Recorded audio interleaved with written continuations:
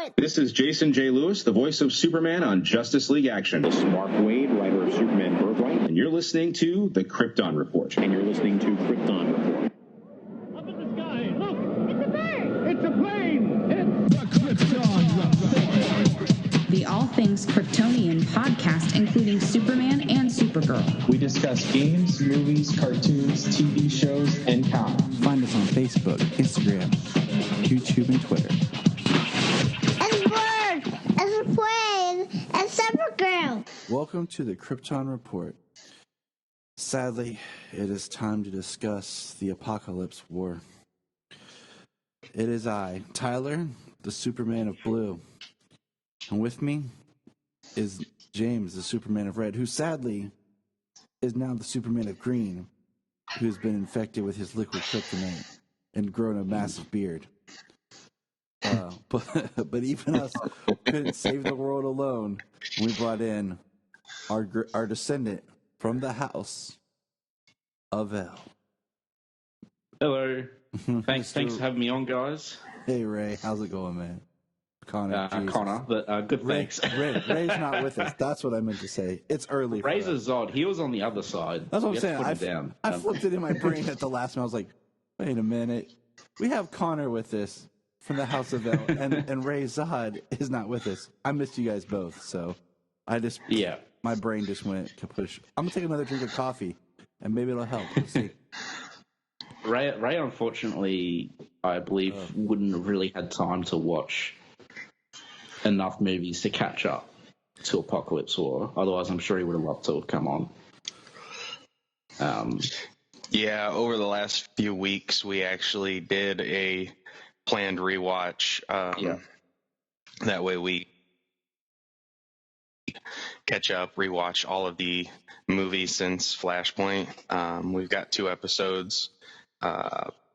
It's split up into 2 parts because it was a long episode. Just discussing all of the continuity films before this. I was telling Tyler that I would have liked to listen before you got on, but I just don't really have time because I'm not. I listen while I drive, and I'm just obviously not driving much, so I'm always doing other stuff at home. But yeah. I've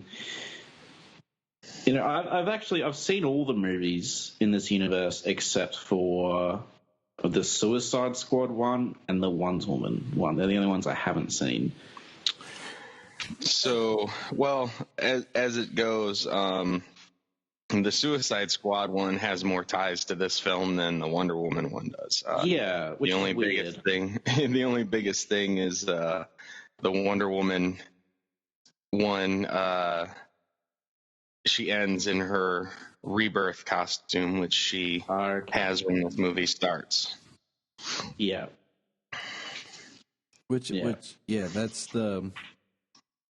the biggest kind of thing. And the thing is, this movie you can watch it without all those other films, but to really get some of the emotional beats, some of the storyline payoffs, some of the things, it really helps to have seen all those films. Definitely. Now, I did do a discussion about this with the Capes and Lunatics, and one thing I want to bring up, and I have in my notes, is Lilith was saying that she found out, and sometimes Lilith learns stuff, and I just don't ask questions because she has her means. Right. That there was other material being in production or was done for stories in this universe that they may or may not release.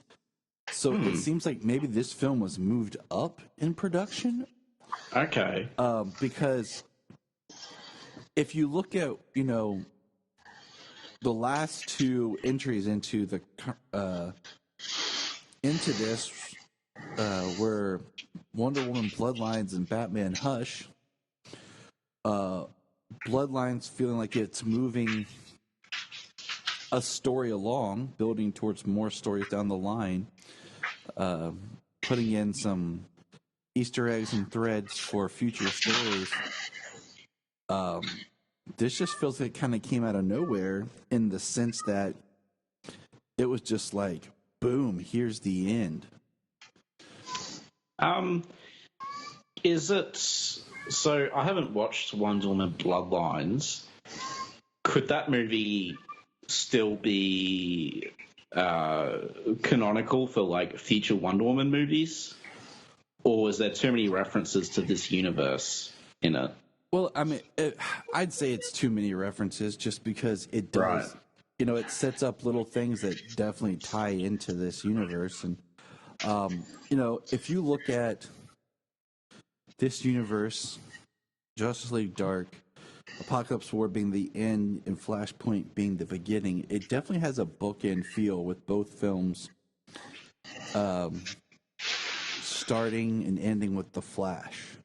Like, you know, the Flash, you know, creating the Flashpoint, which this timeline, which is, you know, it's based off the New 52, but doesn't stay in the New 52. It uses a lot of the aesthetic, but I mean, there's changes throughout it. I mean, costume designs change. Like, we talked about. It's interesting how Nightwing costume was very standard Nightwing until we got to Judas Contract, and then it was like the New 52, and then that was changed again. So, yeah, Wonder Woman Bloodlines is tied to this pretty well. They've got a Justice League War thing. Steve Trevor crashes on Themyscira because of parademons. I think, you know, the scouts ahead. But the confusing thing about Bloodlines is there's no timestamps, so it starts out before Justice League War, but we don't know how long, and then it kind of the whole cold open, which is near 20 minutes long before the title card even comes up, is all before Justice League War. And then after the title card, it's like modern.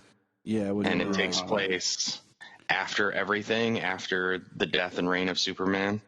Wow. Yeah. Is it any good, or? It's good.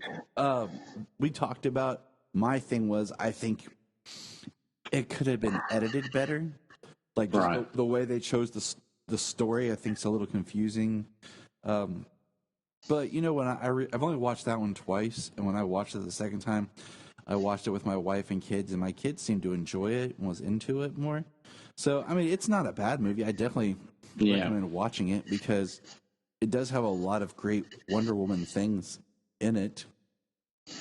Yeah, it was kind of like, it was almost like they say this is the only Wonder Woman movie we're going to get in this universe. So, you know, let's put put as much in it as we can. And, I mean, they found a place for everybody that they use in the film. So it's not like it's convoluted and each person like doesn't have a role. And I do give it praise for being the only solo character film in the continuity.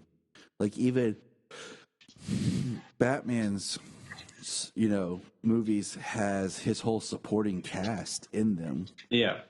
This is just Wonder Woman. I mean, it's got Steve Trevor, but, you know, there's no Batman popping up. There's no Superman, no other, like, sidekicks characters. But yeah, they don't bring Donna Troy into it, which we do get to see in this. Interesting thing, though, when we get to see the team shot is we get to see Speedy, and we saw him at the beginning of Judas Contract, but then we don't see Wally West Kid Flash. We see Black Wally West Kid Flash.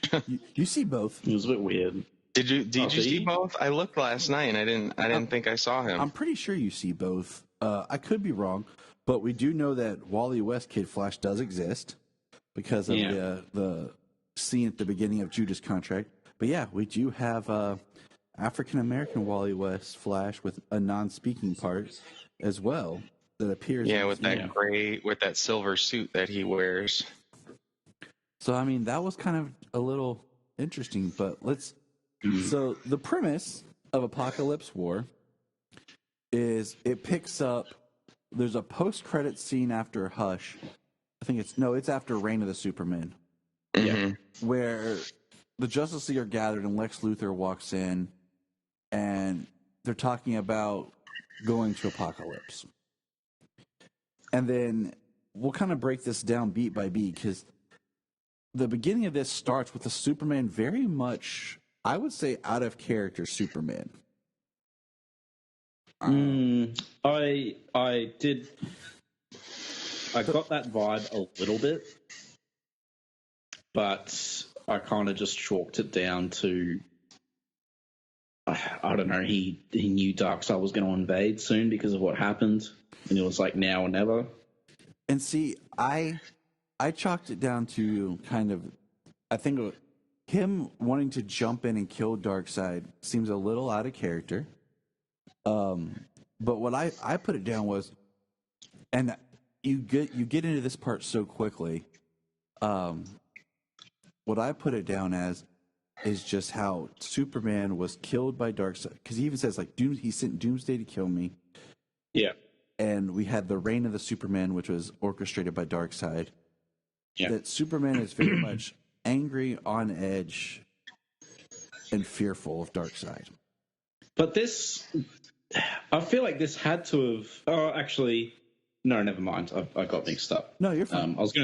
I was gonna say this had to have been a while after that, but then because they got married, but then I realized there's a 2-year jump just after the intro, so they probably in that time got married or something.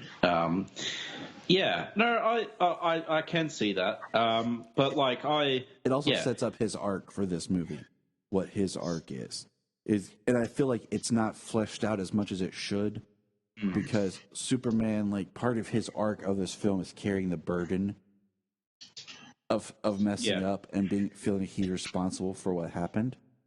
But there's no way that, you know, it was just him behind the whole thing. It would have been the Trinity planning and going along with it. And that's the thing is, like, I kind of wish we had seen more at the beginning. Like, you know, would Batman be on board as much with just going to kill Darkseid? Did they plan it out? I mean, I got the impression that the Trinity was fully on board because they're all up there saying, "Yeah, here's our plan." This is, and I mean, just to spoil it, Batman is the one who sets up the contingency for if just things go sideways. Yeah. And nobody ever thought I didn't that Cyborg might be, tainted by being Mother Box technology. Well, I guess not. I didn't think that until I saw him do that. I'm like, oh, okay, so that's how they fail, because I assume they were Darkseid's aware of their every movement of their plan. Yeah, I assume they'll fail because it was bad planning or something, but I'm glad it was actually a mole, because it does make the Trinity look less bad.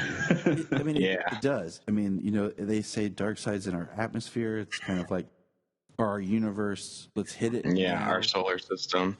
Yeah, that's the thing. I didn't find that it was out of character for Superman, because, if you think about it, the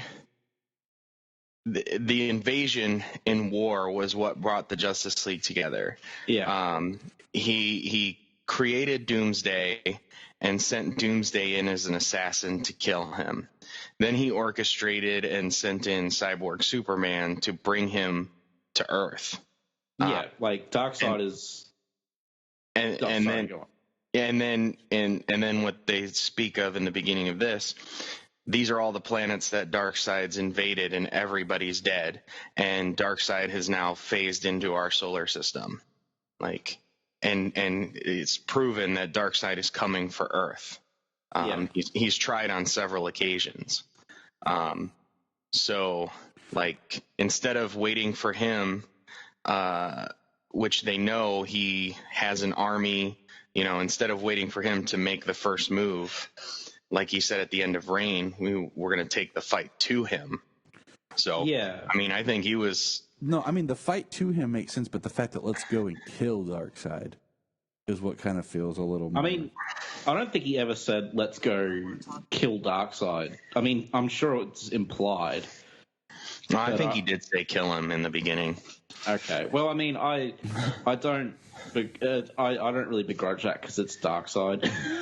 You know. Me neither. I mean, and- Darkseid, as Superman explains, I mean, he's responsible for trillions of deaths. When he goes to a planet, it's just littered with bodies. Yes. So he's not taking any chances.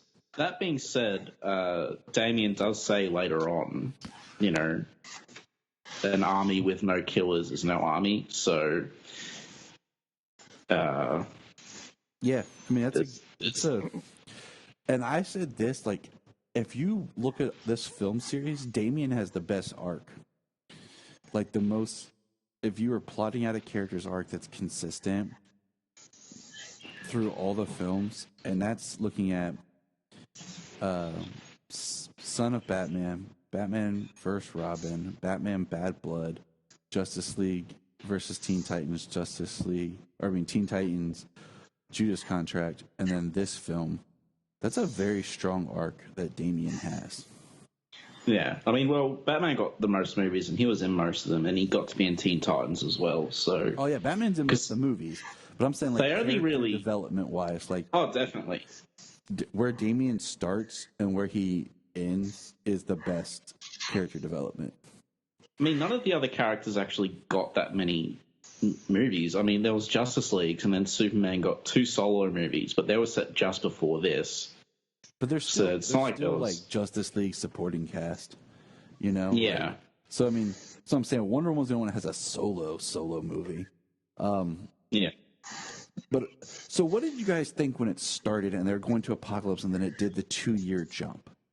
Did you feel a little cheated, or were you just like? No, I knew they were going to show flashbacks, so. Yeah, I knew they were going to explain what happened. I mean, they give you the open, they invade Apokolips, and then you see what they call paradooms later on, just swarm them and attack them, and then, you know, title card, and then 2 years later, yeah, and the Earth is in shambles. You're like, oh well, they definitely messed up. They definitely lost. Now, do you think this movie should have been 2 films? And we should have got more of the war on the planet and the battles? Or do you like the way it's set up with the flashbacks? I knew we'd get flashbacks, but I kind of felt like I kind of wanted to see more of the battle. But I don't know if I, like, emotionally, like, if I could have handled it. Like, it's just because, like, you love these characters and you see how brutally they get taken out. Because there are a lot of characters in this film that are even just, I mean, not all of them have speaking parts or much to do, but like we said, there was the second Wally West that was just, you know, drawn in there, and then Donna Troy is drawn in the background. We never get to see her do anything or get to know that character, but there's a lot of characters that are in this film. Like, they pretty much try very well to pay off every character they've had. I mean, we get not spoilers, we get to see Batwoman, Batwing, and Batgirl again. We get to see Superboy again, and Shazam, and Steel, and Shazam's been absent since Thrones of Atlantis. I think one of the only people we don't see is Wally West, Kid Flash. But although you think you saw him, yeah, I'll double check. I mean, it's not a huge deal, but it's just one of those things, like, we know he exists. Yeah, just because they set him up in a previous film. I mean, well, didn't at some point in the comics Wally quit being the Flash because his powers were killing him? So maybe that's kind of, you know, we did say that they kind of started this with the New 52 type continuity, but they quickly expanded beyond that to incorporate different stories from different decades, just to kind of incorporate them in universe. Yeah. Perhaps, you know, off screen that would be something where Wally West quit being Flash because his powers were killing him, and then this other Kid Flash takes up the mantle. I mean, that's one thing, but it was never. It was never even hinted at in the movies. Just that story that wasn't told, like. Yeah. And I guess I can. I wasn't sure when to bring it, so I guess I'll bring it up now. So it's like, it's interesting. I don't know. Like, I feel like all the characters were, they tried to put in as many characters as they can. I'm trying to think, because obviously I'm a big Superman fan, so generally I was happy with the amount of screen time everyone got. But, like, if I was, say, a huge Aquaman fan, would I be really disappointed and would I feel cheated? Because I'm just using him as, like, the poster boy example. He gets killed, and, like, he doesn't even come back as one of the cyborg things, yet he had pretty much a movie that revolved around him. Oh, I totally agree. His payoff, and Aquaman's obviously, he's a very heavy hitter as well. His payoff is like, yeah, exactly. Yeah, he in the flashback scene of the war when they lose, he gets blasted in half by the Omega beams. Why does Mira come back and not him? That confused me. Right. Well, I do feel that maybe Mira's powers, are probably more useful, just being like that aquakinetic that she is. Right. Yeah. Whereas, Aquaman, yeah, he's strong and he's a heavy hitter, but the ability to control sea life, he doesn't have the aquakinesis powers, things like that. But his character's been a lot more present in the movies, and even if it's like non-speaking, like he just shows up, he's still been there, and it felt, Aquaman specifically felt odd that he just got killed in the flashback and we never saw him again. Right. It was interesting that Mira showed up again. Kind of the more interesting fact during the whole thing was everybody who was captured and like used, they were on Apokolips at the time. Yeah. But they do have Starfire, who was killed on Earth at the Titan's Tower, and she was literally ripped in half. Same thing as Aquaman. And granted, her powers she's more powerful than Aquaman, so Darkseid would have a use for her. I guess, yeah. My point was more like, just if I would feel cheated if I was really invested in some of these characters. I mean, the stuff like the Teen Titans kind of makes sense, I guess, because they have a representative from each team, really. Like Constantine's your Justice League Dark, Raven's your Titans, and Damian later on, and then there's Superman for Justice League for most of the movie. But like, and I will just say, like, the violence I thought was generally fine, but like a couple of points I thought it was excessive. Like it was just indulging in itself, if that makes sense. Like it actually took me out of the movie with how extreme it was, because it just felt like they put it in there just to be as gory as possible. And the instance I'm thinking of is the Starfire one, where her spine and guts are hanging out, because it was like, I mean, I'm not like offended or anything. I mean, God, I already punish Max for days, but it just felt a bit out of place. It just felt a bit too. It's like, are you guys just? It didn't feel like it served the story. It just, when I saw it, I'm like, oh, that's just shock value for shock value's sake. I mean, yeah, I think it was in there for shock value. I mean, I think we had plenty of that by that point. Right. I mean, that was part of like, or was that Damien's flashback? Yeah, that was Damien's flashback. Yeah. It was pretty wild. There was definitely stuff in there for shock value's sake. I mean, Aquaman getting blown apart. I mean, you saw his guts flying. Mira, like, they were like slowly ripping her face apart. Yeah, crushing her head, whatever. Shazam.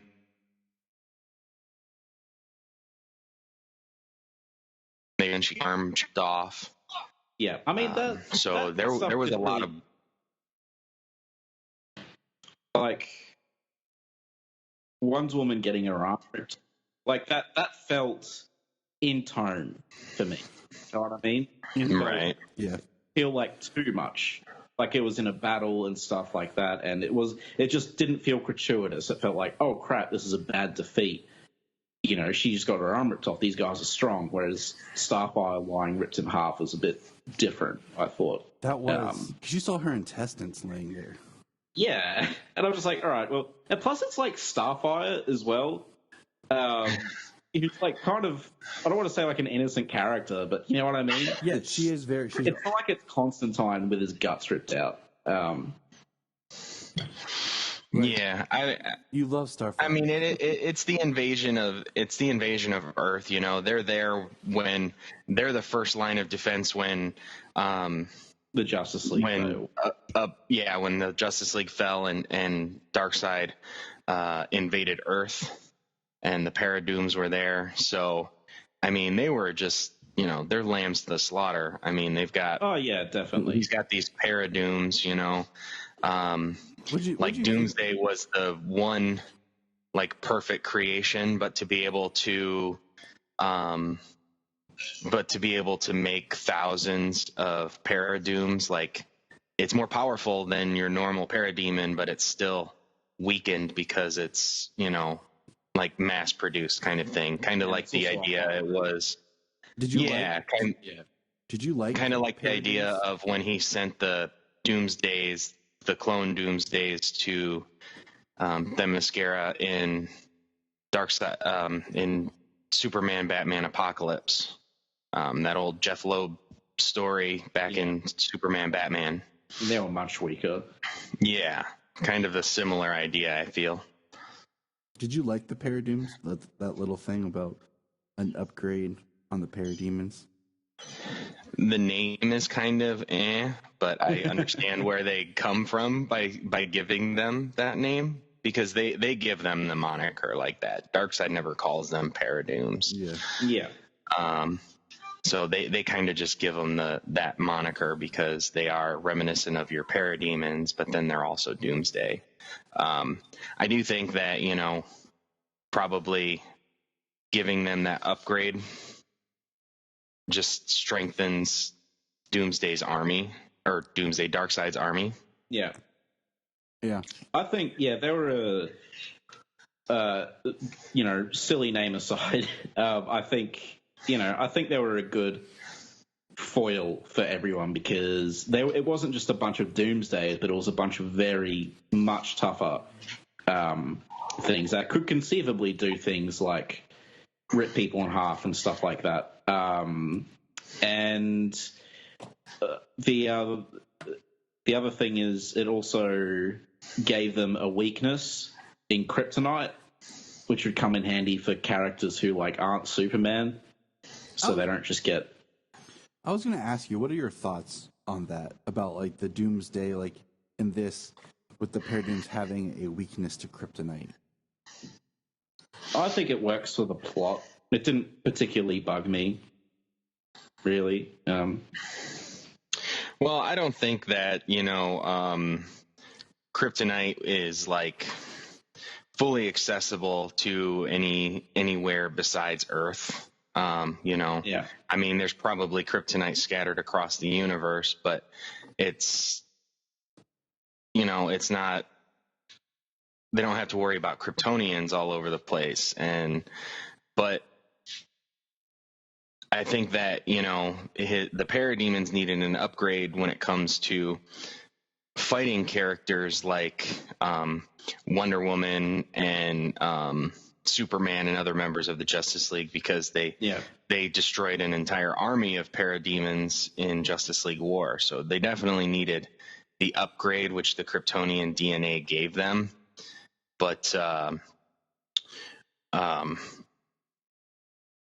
like the weakness, because we saw that there was Parademons still. There were Parademons on Earth, which against humanity, like humanity doesn't stand a chance without its heroes against the Parademons. Yeah. So the Paradooms are kind of like, your elite parademons to fight powered individuals. So, yeah. I mean, the weakness just comes along with the Kryptonian DNA, so you just kind of gotta roll with that. Oh, I agree. I did like that when they do the 2-year jump, how emaciated they start to draw Raven. You know, with her face, like when we see her in the bar with, I guess he's calling himself Kent. You know, he's just going by Kent or Clark. You know, hoodie Superman. You see, like her face is just, it's dark. Yeah, you can see her cheekbones accentuated and stuff. They've got the sunken cheeks and things. Yeah, it's very gaunt. I liked Raven in the Teen Titans movies, and I also really liked her in this. And I thought she had a really great dynamic with Superman,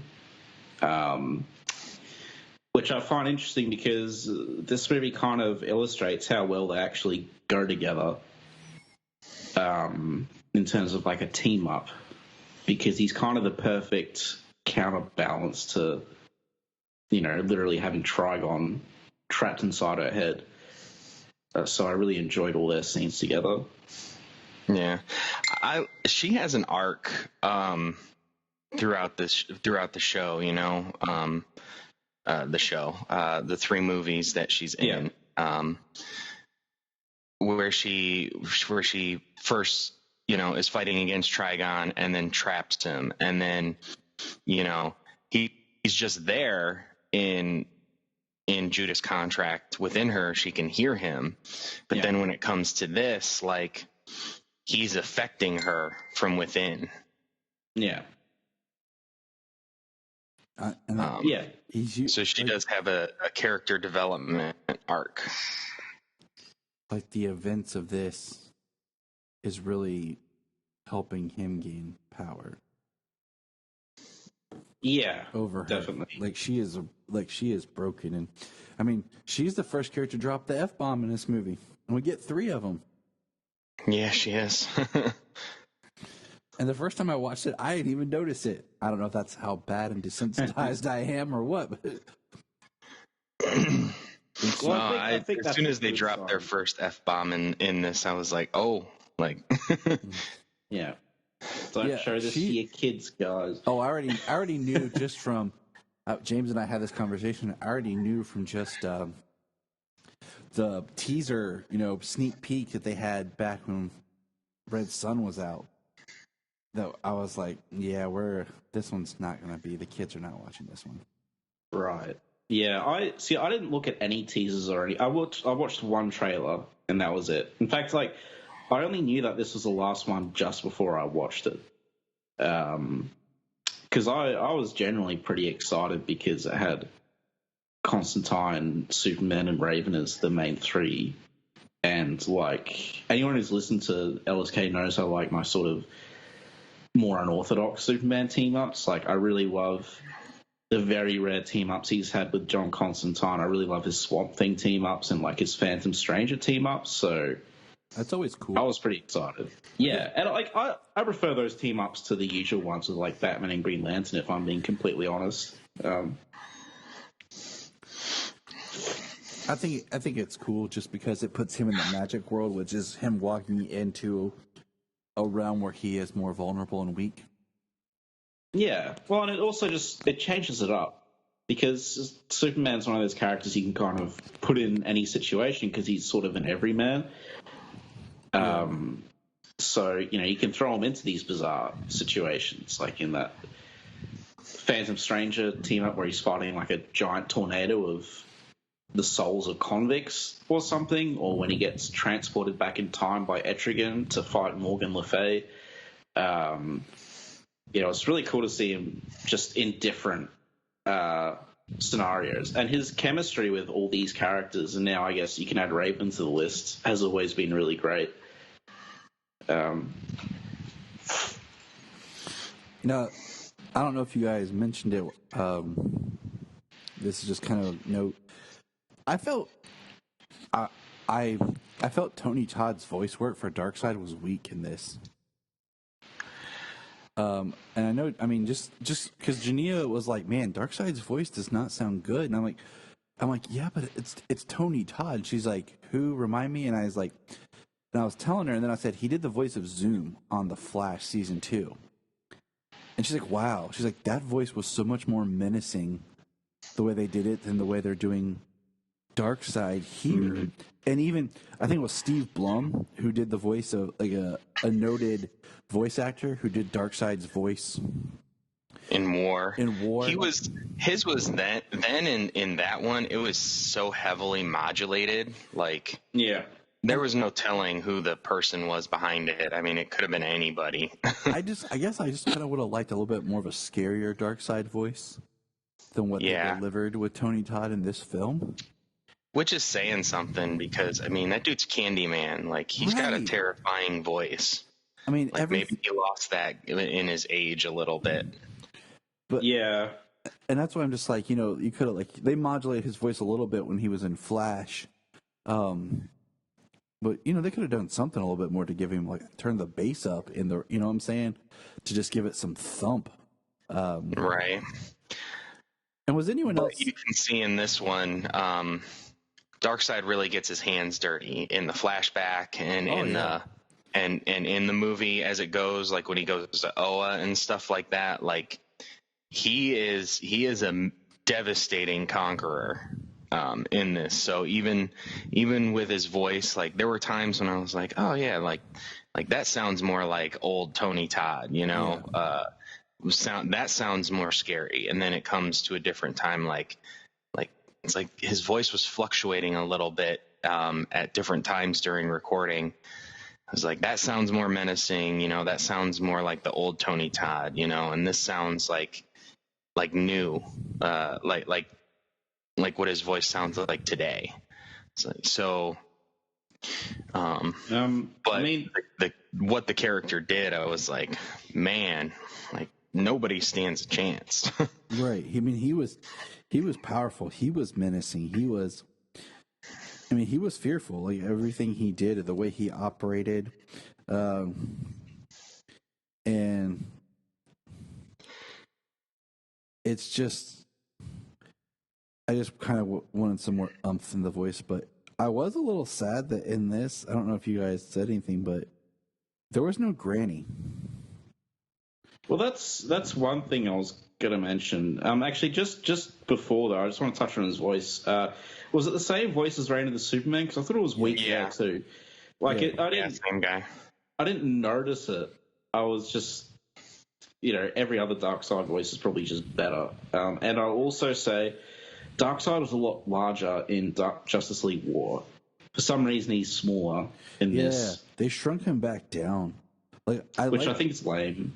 I liked how just massive he was in War, but they still made him big in this, but they brought him down in size. Well, doesn't he have doesn't Darkseid have an ability to kind of control his size manipulation?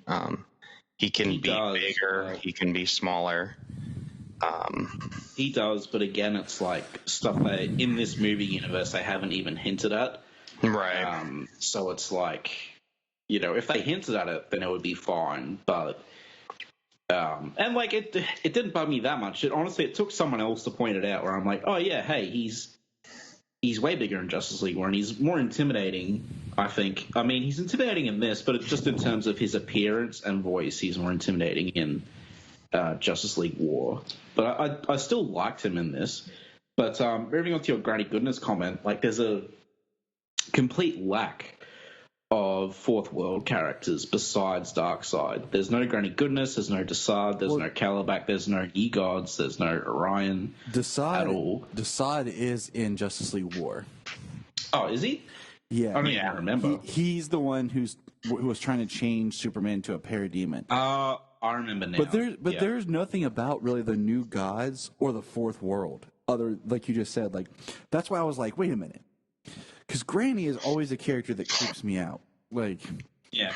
Well, they also, when they're discussing in this, Cyborg is the source wall. Like, Cyborg becomes the source wall as he's integrated into the planet. He's integrated into the palace and Apokolips. They say that he is the source wall, so they don't go any farther into the fourth world or any Jack Kirby source wall, new gods, nothing like that. Right, because I mean, you don't throw that around. That when you're like in certain words in DC, like when you're talking DC and you're creating, there's certain things you don't just flippantly throw around. And one being source wall, rebirth, just that term in general, and crisis. Like those are not just like crisis regular words that you like. That when they're used, there's weight behind them. But when you said crisis, I was about to drop an F-bomb. Then I remembered I wasn't on LSK. I don't think crisis has weight anymore. There's been too many now. There's been too many, but it's just when you say that, that means there's something behind it. Yeah. Yeah, I think Final Crisis kind of gives it its final stamp. Oh yeah, and right. And then they start doing which crisis they kind events of without the word crisis in them. Right. They've kind of they kind of used hints at Final Crisis in this, just like one or two. They used hints of Darkseid War from the New 52 Justice League Batman in Mobius this. chair. Mm-hmm. Yeah. See, I read because as you guys know, I did a New 52 read through recently, and I hated Darkseid War. I thought it was like I don't know how you guys felt about it, but I thought it was like easily one of the worst events I'd read. It was painful to get through, and then they took inspiration from that to do this, and I actually like Batman in the Mobius chair in this. I'm like, oh, cool, that makes sense. Yeah. But in Darkseid War, I thought it was really dumb. So I actually thought this was kind of an improvement on that whole event. Funnily enough, I haven't read Darkseid War since it first published, and what I remember taking out of Darkseid War was being excited at the hints of one, the yet to be paid off tease of the 3 Jokers, which got pushed back to August. And then the rebirth and the comment about the kind of allusion to Dr. Manhattan. So yeah, but yeah. What did you think? Yeah, they did end for as strong as Justice League was throughout the entire New 52. It did kind of end weak. With Darkseid War. Some things they did that did come out of Darkseid War. I mean, like 3 Jokers. Hopefully, once we finally get that, it'll be worth it.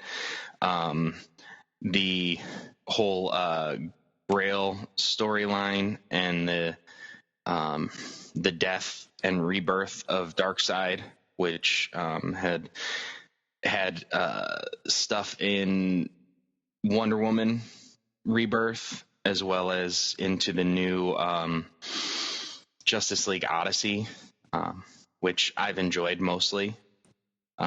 Justice League Odyssey.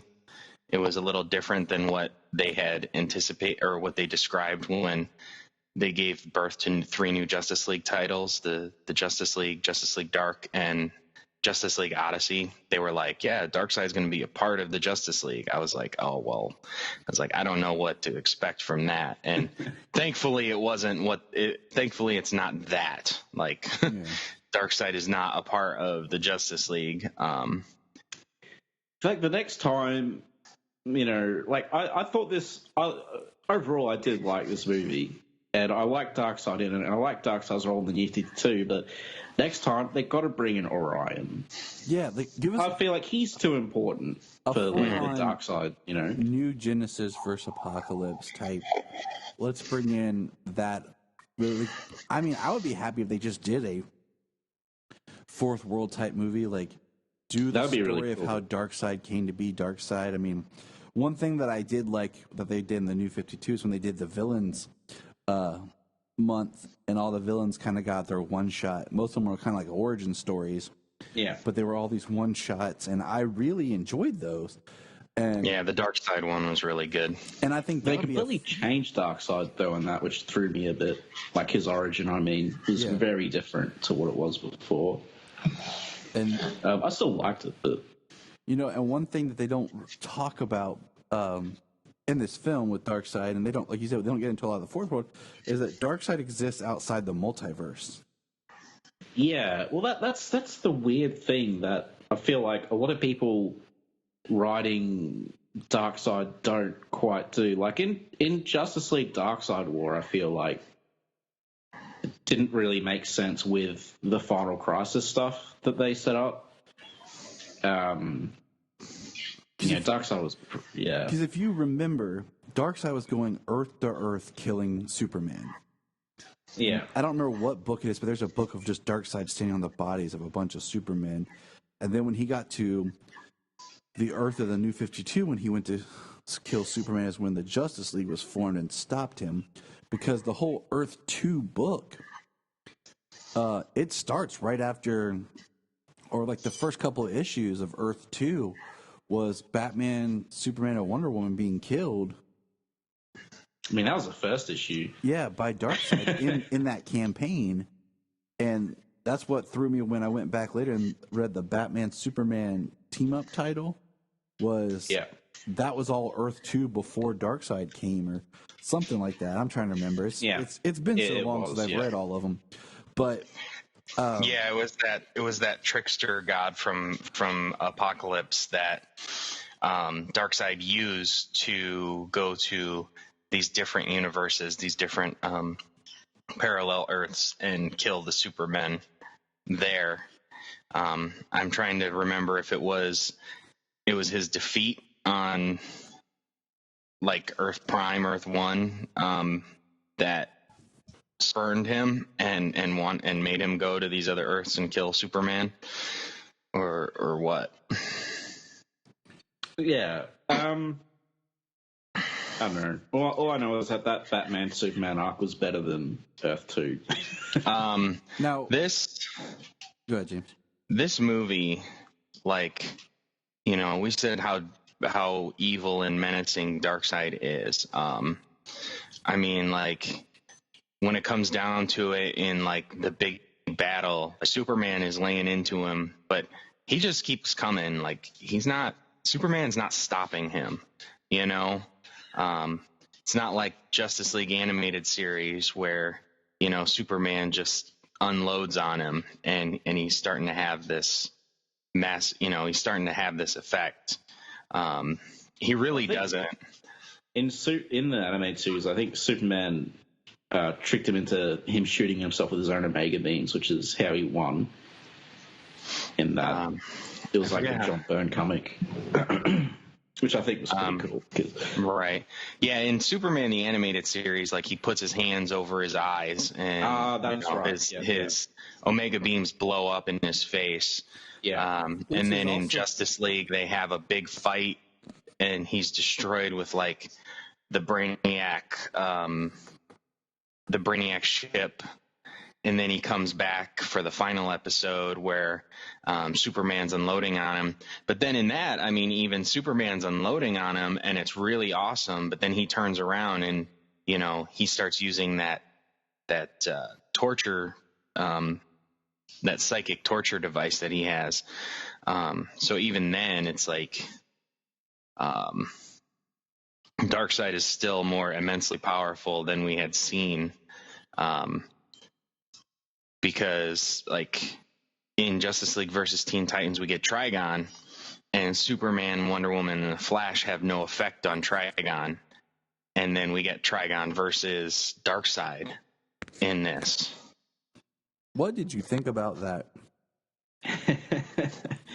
I mean, I thought it was hilarious how John Constantine, he has this plan and everything, and he's like, "Hey, look, possess me," and Trigon's like, "No, I'll just grab the Kryptonian next to you and become like a superpowered Trigon." I thought it was neat, just the fact that, like, the Super Trigon was cool looking.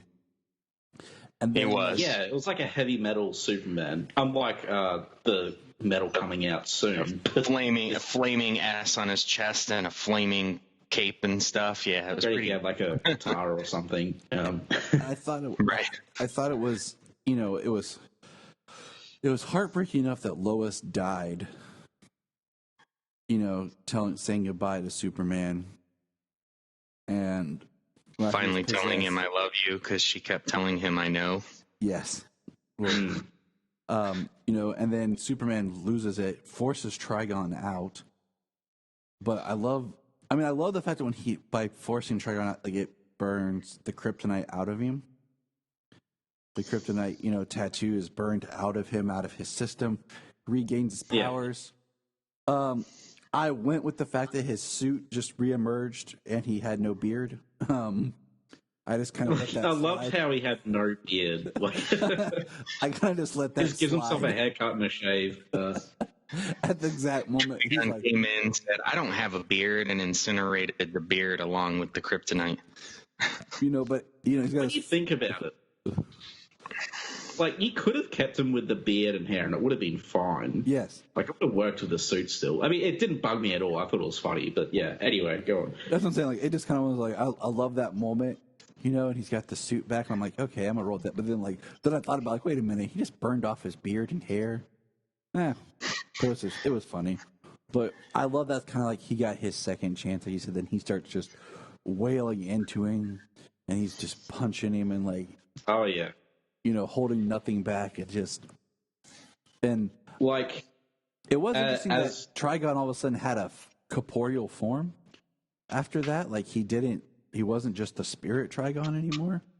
Well, I think, Omega beams, like, they're like beyond science, right? Pretty much. Yeah, they can do pretty much whatever he wants. So I feel like they can teleport, they can transmute matter, like. Yeah, so I feel like he could trap a spirit, which is what I've assumed Trigon was in his, like, smoke form. Which, that made sense to me, like him being trapped, but just like all of a sudden Trigon, when he emerges, like, he has a body now. Oh, right, I see what you mean. You know, like he has his form, like, so I was like, okay, I mean, whatever, sure. I didn't even notice, but when you pointed it out, true. I mean, did Raven and Constantine do anything, or did they just let him out? Maybe they did. You know, headcanon, they did. Yeah, I mean, if we start using headcanon to, you know, justify it. But, yeah, God, I'd have to watch it again, but I didn't notice. It's a good catch, I suppose. Like I said, I watched it twice just because, like, I watched the initial time and I was like, dang. And then I watched it again, like, 2 days later with Jania. She fell asleep the first time because we watched it late. And I was watching it, taking notes, and just, like, you know, it's like one of those, like, I liked it, but I would not be revisiting this one that often. Like, it's too depressing, you know? Like, yeah, I mean, it bookends the story and it gives it an end to this journey, but, like, all this character growth and everything is just over. That's, you know, like, it was, yeah. Sorry. No, you're fine. Just the characters we've come to love and know are done. Like, these versions are done. And it's one thing in a book, but in the film, I feel like they live differently. But go ahead. I don't mind that the stories are done and stuff. What I do mind is that they got erased. Yeah. Like, that's what really bugs me, you know? I'm just like, you couldn't think of any ending. Like, so getting to the Flashpoint thing, just to go non-linear for a bit, because I was keeping an eye out, because I watched it again this afternoon, and I was keeping an eye out for, like, okay, do they set this up at all? And they reference it at the start. Barry says he did the Flashpoint earlier, and then again when they rescue the Flash, it's referenced again, and Constantine, you know, agrees that if he goes back and there's no dark side, it'd be good, blah, blah, blah, but they still don't do it. But then they do it at the end. Like, Superman's just given a speech, which I love, by the way. He's lost everything, but he's still fighting. Yeah. You know, that's the Superman I love. Anyway, so he gives that speech, and then all of a sudden Barry goes and does the Flashpoint. And it's just like, he could have written... Okay, so obviously the implication was that they would lose over half the population of the Earth, probably, but trying to save it. But it's like, maybe you could have written it so they saved the Earth and they finished Battle Weary and stuff, and you just sort of say goodbye to the universe with an ending. You don't have to erase it. You know, it's like, not only what was the point of the past 90 minutes, what was the point of the past 12 plus movies, or whatever. You know, like even I've gone back and forth on it because it does kind of like, well, crap, now it's all erased and stuff. But the way that they end it, and the reason that he's forced to do it, the reason he's forced to change time is, the planet is irrevocably damaged. They took 31% of the molten core, which will affect the planet's rotation. So parts of the planet will freeze and other parts of the planet will burn. The population on the planet the planet has become pretty much is going to become uninhabitable. So it's like Darkseid won still in the end, and the only way to save people is to change it. The ramifications. I've kind of gone back and forth. The ramifications spread out even past Earth, because I don't know if we're touching on this, but like the Green Lantern Corps is pretty much wiped out. Like he destroyed Oa and the power battery. So I thought about this, like, what if he had went back, like back when at the beginning where they were giving the speech about attacking Darkseid, and done something that way. I think if they had done that, that would be too much, because then that's a whole nother like movie like that needs to be done. They could have just not written themselves into the point where that was the solution. And I kind of feel like once they take it to that type of level, like once we got to like they brought back Flashpoint and everyone was basically being killed, because like our friend Brian made a joke because he was about to watch it. He's like, "Who do you think's gonna die in this?" And I said, "Everybody." And he's like, "What?" And then like he's watching. He goes, "Okay, you were right."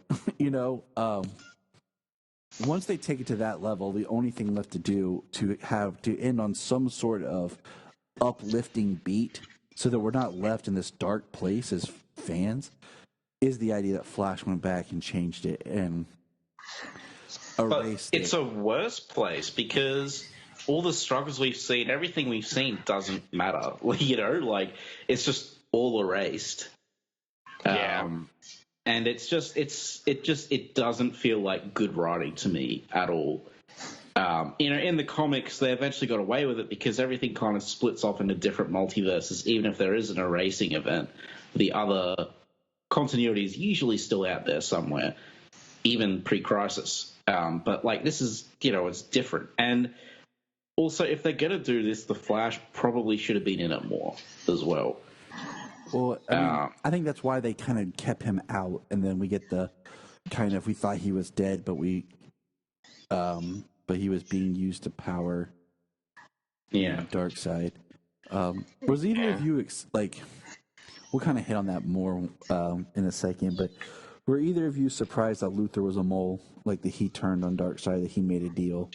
I found it was him. I found it, some people said they thought it was Batman, and I was like, Lex kind of made a little bit more sense to me.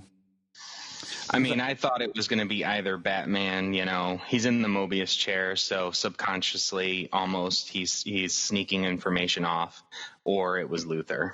Like that was. If it was, it would have been. If it was Batman, it would have been dumb because Batman had been pretty much completely brainwashed and was like, had Apokolips tech in his being and stuff, so it made less sense. Yeah. My thing was each one of the Trinity suffered, and that was the thing. Superman was beaten, depowered, given those kryptonite tattoos, and basically left to live with his guilt and shame. Batman is now Darkseid's pawn, his mind. So he's being the greatest strategic mind attached to the Mobius chair. He's being tortured that way. And then Wonder Woman is now the leader of the Furies, part cybernetic robot. So, I mean, each one of them is living in their own hell.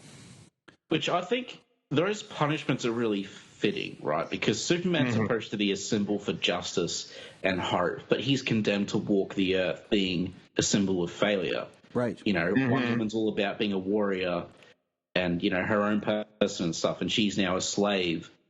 Same with Batman. Like, you know, he's also a slave to Darkseid. I thought he, like, a slave as his essentially intel person. Exactly. And I thought the punishment was very fitting for each character.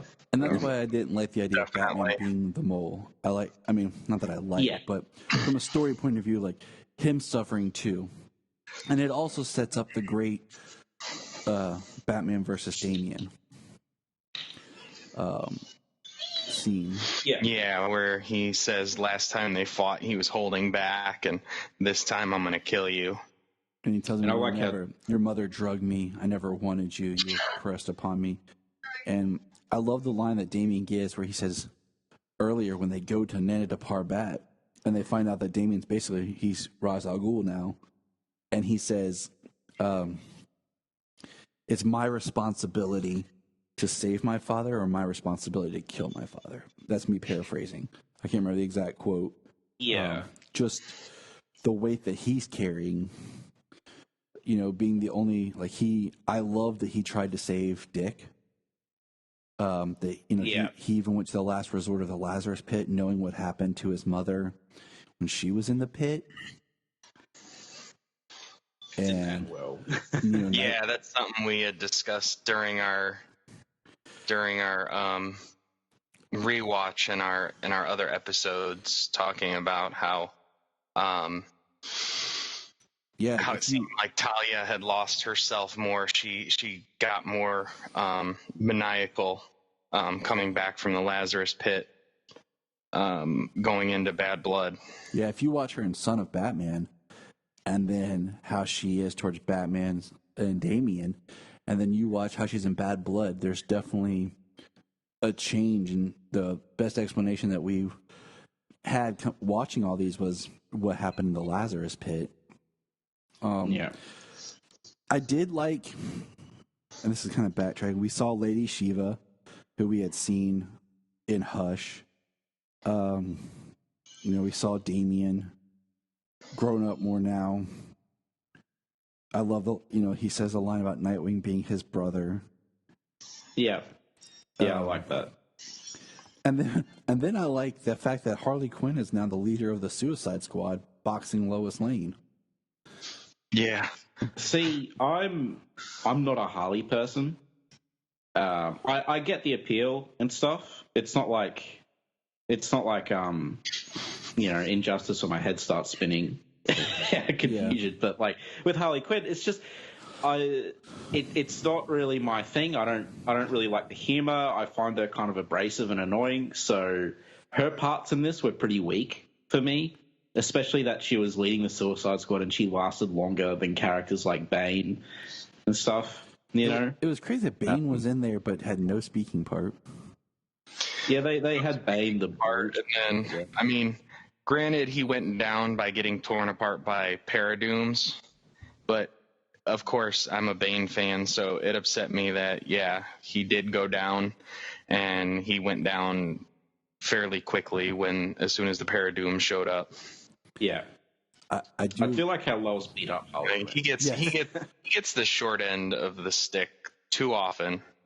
He does, because everyone forgets he's like a brilliant tactician.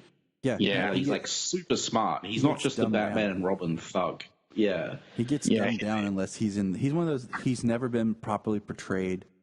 I think Doom did a decent job, and Young Justice did a good job, but they haven't really given him a storyline. Like, I needed a good Nightfall animated film. That would have been something I would have liked maybe before Right. He's mentally and physically right. Well, I think they could have done a lot more before, ending the universe. But Yes. yeah, Bane's been portrayed too often as a thug. He's on comparison to Batman when it comes to a strategic mind and a physical body.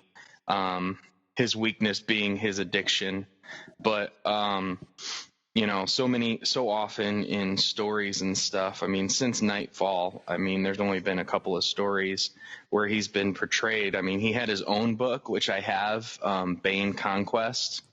And then I think when because in that he's a physical person, and then he also has a strategic mind. And is revealed, he's steps ahead of other people. And then I think in Forever Evil, he uses his body and mind to kind of take control over Gotham at that time, kind of become the person in control of Gotham and not let it flounder during Forever Evil. Yeah. I mean, this is related to a point I'm about to have about Bane. So this movie I thought was very good for, you have representatives from Justice League Dark, and Teen Titans, and they chose the characters that made the most sense. If it was all fan servicey, it would have been Batman at front and center, right? But it wasn't for once, which I really liked. Mm-hmm. Batman's role in the story was appropriate and not forced. And, Constantine, Superman, and Raven is like an unlikely team up, but they're all, the ones that make sense the most from their teams to be in the front and center of this final showdown. But, there is no way that Harley Quinn would lead the Suicide Squad when Bane is there. Bane, I feel like Bane would have taken charge. He would be like a key figure in the resistance on Earth, I agree. And that felt like the only part that was fan servicey to me, was putting Harley Quinn so front and center, and Bane, the strategic mastermind, has less dialogue than King Shark. No dialogue at all.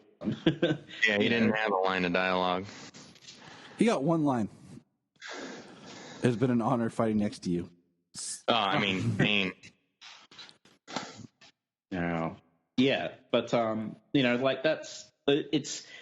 it wasn't a serious problem I had with the movie. It's just something I noticed. It didn't bug me as much as Batman's role in Justice League Dark, for instance, where that felt very forced. Yeah. But I did like the callback to Amanda Waller dying of cancer. Did that happen in Suicide Squad? That was part of the thread in Suicide Squad. And then Harley in this, it looks like a mixture of how they put her in the Suicide Squad movie with the jean shorts, but then they gave her the jester hat like she had in Hush. So they blended the two versions of Harley they've had in film together. My line is I like when they show up and we have John yell, "Go Clark's wife." He doesn't know her name, so he's like, "Clark's wife." The funny part I got of that was I did like that, "Go Clark's wife," but then also he's like, "Oh, you stupid Brit," and he's like Aussie, and then, the British and the Aussie button heads together like that. Yeah, despite the bad Aussie accent, that did sum up our relationship pretty well. I've heard that, and not before, and not just because of this. I heard that before. It's like a contentious thing. Yeah, it's a bit of a robbery. That it's an actually real contentious thing there. Sorry to see what he. Yeah. No, you're the default expert on that. So. It was good. I found it funny when they both. Well, I can't really repeat the word, but when they both call because all the insults are different. But an insult we both love is the WANKER word. So yeah, it's fitting to call each other that. That being said, it does suck that Right. I think the actual meaning behind it, if we were to say wanker, I don't think it's the same. It's quite the same thing. I don't think it's quite the insult as it is over there. Yeah, for us, it's just, it's a word. Yeah. For us, it's a word that, you guys say. Australians and Brits use. Yeah, like it's not it's not an quite the insult, or like I means exactly what it means over there. So yeah, I've gotten in trouble for a couple of international dialogue, which I don't apologize for, because how am I supposed to know that it means something different in America? Exactly. Yeah, no, it's fine. What did you think about, like, in that scene, real quick, just how it pans around and shows some of the other villains that we've seen in other movies? Yeah. That was just nice. All right, go ahead. Yeah, that was neat.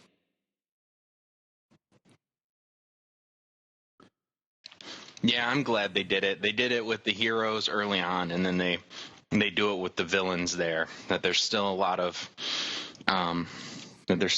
people alive on Earth, heroes and villains alike. Less heroes, probably. Yeah.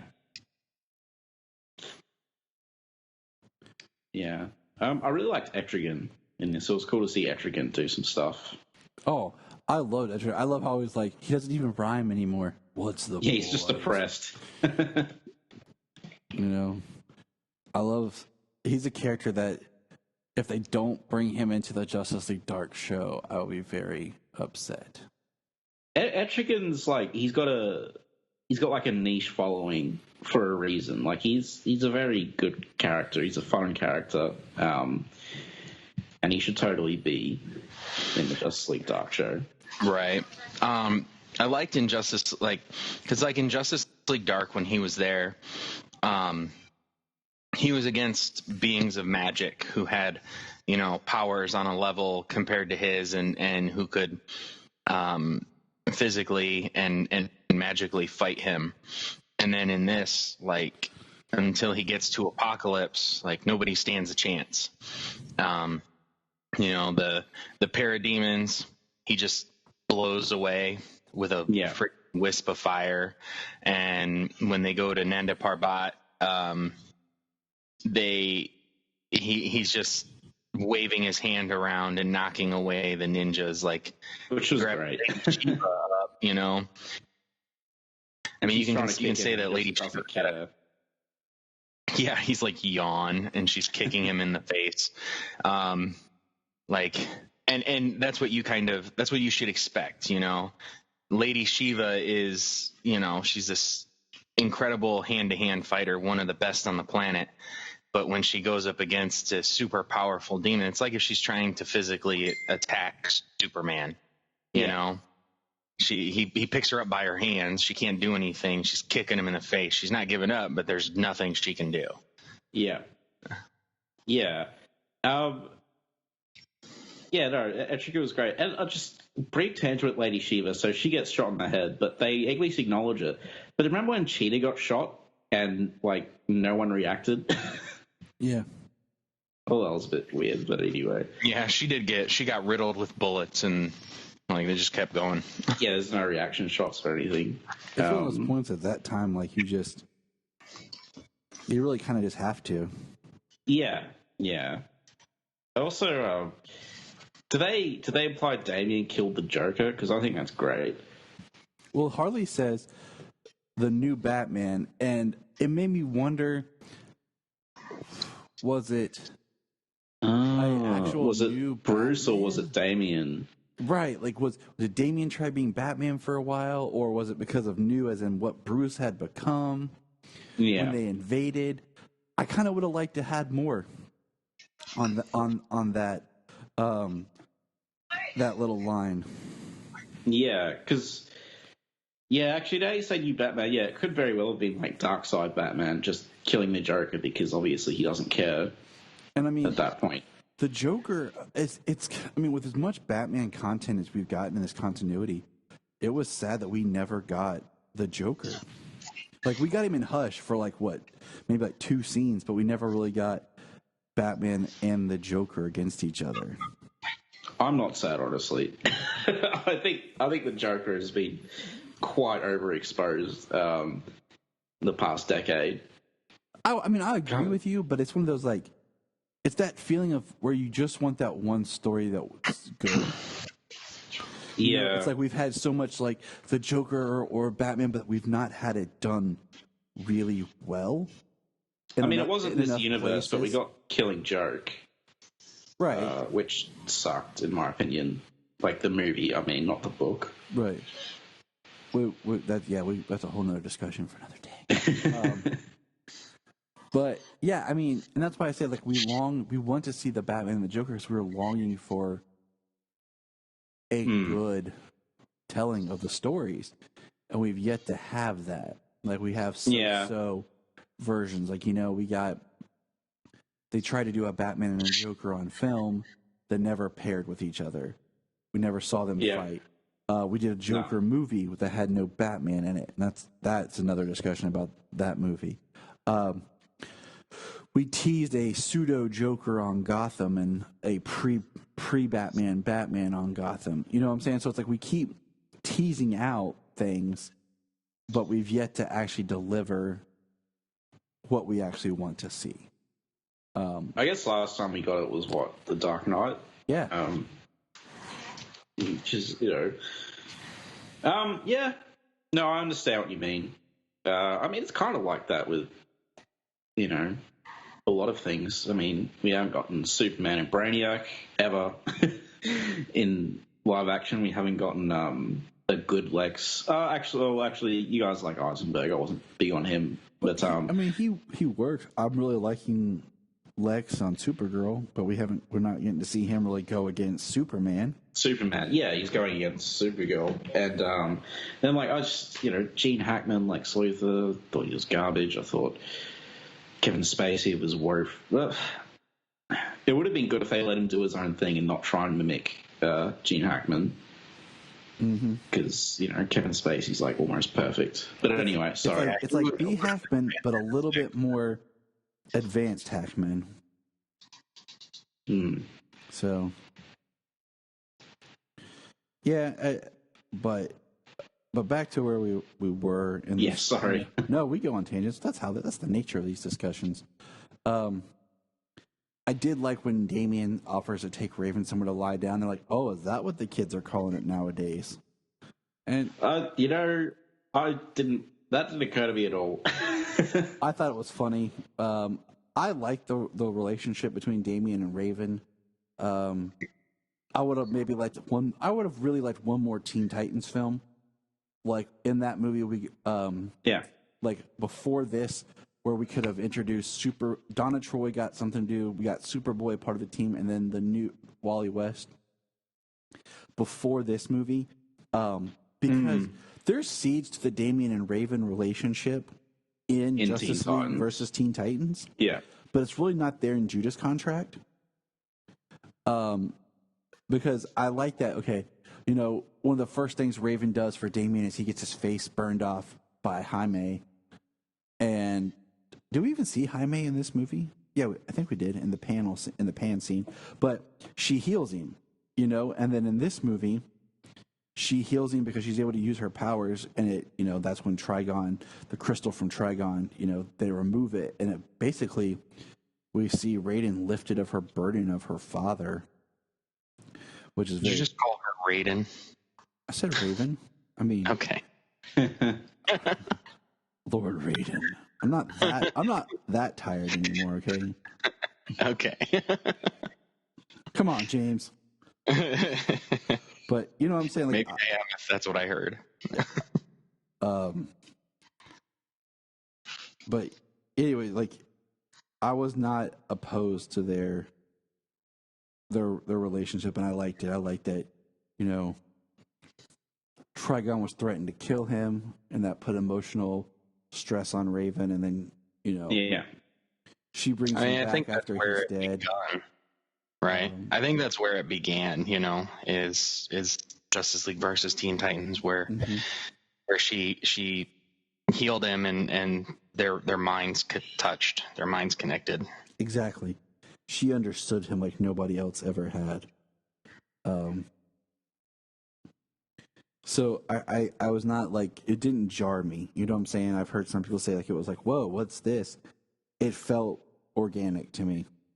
I mean, I think I've seen a lot of like complaints, and I think there's just a lot of like kind of shipping wars going on with different Robins and different Ravens. I'm not that familiar, but reading the comments, that's what I've seen. It didn't bug me at all. I was like, I wasn't like, I wasn't super invested in it, but I didn't, it didn't bug me or anything. And like to me, it made sense. It'd been a while since I saw the Teen Titans movies, but I did remember. I think those two had some stuff going on back then, and it sounds like they did from what you mentioned in the Justice League one. So, I thought that was fine. And, I think especially since Damian was the one who was initially attracted to her, I think that makes more sense as well. And it, like, adds more character to Damian too, which I liked.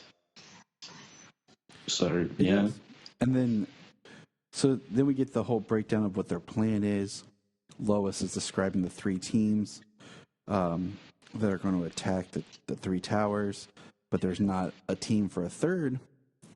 And I think it's pretty crazy, like, oh, we should attack the third, and, they say that we don't have enough people to attack the third tower. And I like that. Can I just say, yeah.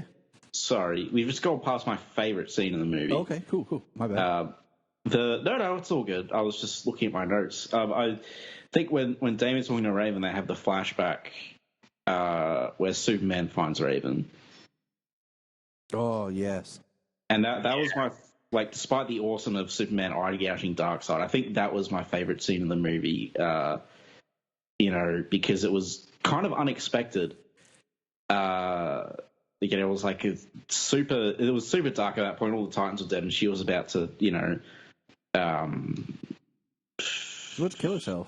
I mean, okay, cool. I don't know if I could say it on this podcast. I mean, sorry. Yeah, I mean, this content of this film is dark, so the conversation is going to lean towards the darker. Yeah, she's about ready to commit suicide, and that's why one of my favorite memes is like, I posted it. If you saw it, was like, hope arrives at the darkest moments or at your least, right? Moment when you need hope the most.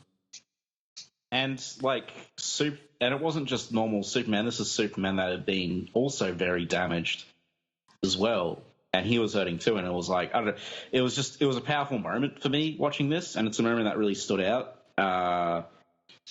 Because and obviously I was emotionally invested in both of these characters as well, So I thought it was a very nice moment. Yeah. No, it's great because this is him returning to Earth. Yes. He's got the suit is torn, but he's got the kryptonite tattoo. So you see the glowing green on him. He's falling down. He's beat up, and they're both broken, and just it was a great scene of just. And he just kind of gently stops her from doing it. Yeah, and like it's. Holding her, he's hugging her, like, and because she's a kid so much. Well, really, they've both lost so much, and that's because Damian asked her. He said, "Why are you with Kent?" And she starts explaining, and he was there, and they paired up, and I really like the idea of how he's kind of looking after her, and obviously she'd be looking after him in terms of the physical department because he can't really do much, so. I think he has some sort of strength or something left, just because the scene where Constantine punched him in the bar, like Constantine was saying, like his hand really hurt. So, I don't think he's completely like depowered, but he's not heat vision flying, Superman. Yeah, I don't think he has his powers, and his invulnerability is certainly probably a lot less. But he is still Superman. He's an alien physically. His body structure is still a lot more dense. I see. Okay, that makes sense actually, considering some of the stuff he did as well. The one story in these movies, like I would have personally preferred before this film, and then knowing that some stuff got scrapped, I would have liked this film to just been called like Justice League Apokolips War. as like the culmination, and we would have had a proper Justice League Dark sequel. Mm-hmm. You know, and just been like this, or just this film was just called Apokolips War or something. You know what I'm saying? Like, because I want to know why Swamp Thing hates John Constantine. Yeah, the thing with Swamp Thing is like, because I've read the first whole run of Swamp Thing, the first whole volume. I've read bits and pieces, and I've read a lot of his interactions with Superman, and he's always very friendly with Superman. Mm-hmm.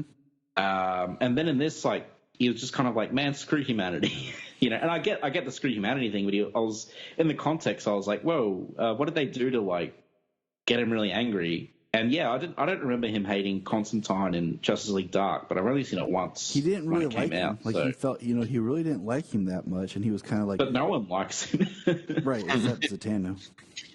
Yeah, except Zatanna. So I want to know more of that whole like, because I told James like when we did our rewatch and we watched Justice League Dark, the way they leave Swamp Thing was kind of very like, is he alive or not? It's very vague. Which we get again in this movie. I mean, I think Swamp Thing is extremely difficult to kill. So, and like we saw Swamp Thing briefly in this, but I did like him just taking down the tower by himself. I thought that was awesome. Yes, it just showed how massively powerful he is, because like they have all these teams at these other towers, and they just launch. Yeah. Swamp Thing, you know, Constantine gets Swamp Thing to attack the third tower by himself. And yeah, it was awesome. And I'm glad he was in it, because Swamp Thing, he really is the, like, it's funny because I feel like, I think I talked about this in one of our LSK Swamp Thing and Superman episodes, and I feel like, you know, the two champions of Earth, Superman and Swamp Thing, aren't even human, and I always really like that. And you know, Swamp Thing is the champion of Earth. He represents, like, he's Mother Nature. And it's good that he's in this. Like, he's a character I think that should not be neglected in any sort of apocalyptic DC scenario, because he's too important. Mm-hmm. So he only had a bit part in this, but at least it was a major sort of thing that he did. Yeah, him taking down one of those Reapers alone. Yeah. I'm definitely glad they showed him, because he is that immensely powerful. I'm glad he was there. Yeah. Like you said, we were kind of left like, so like, I know that Swamp Thing is, like you said, notoriously difficult to kill. Like you can't, he regenerates. He's more of a spiritual, being, kind of elemental. Yeah.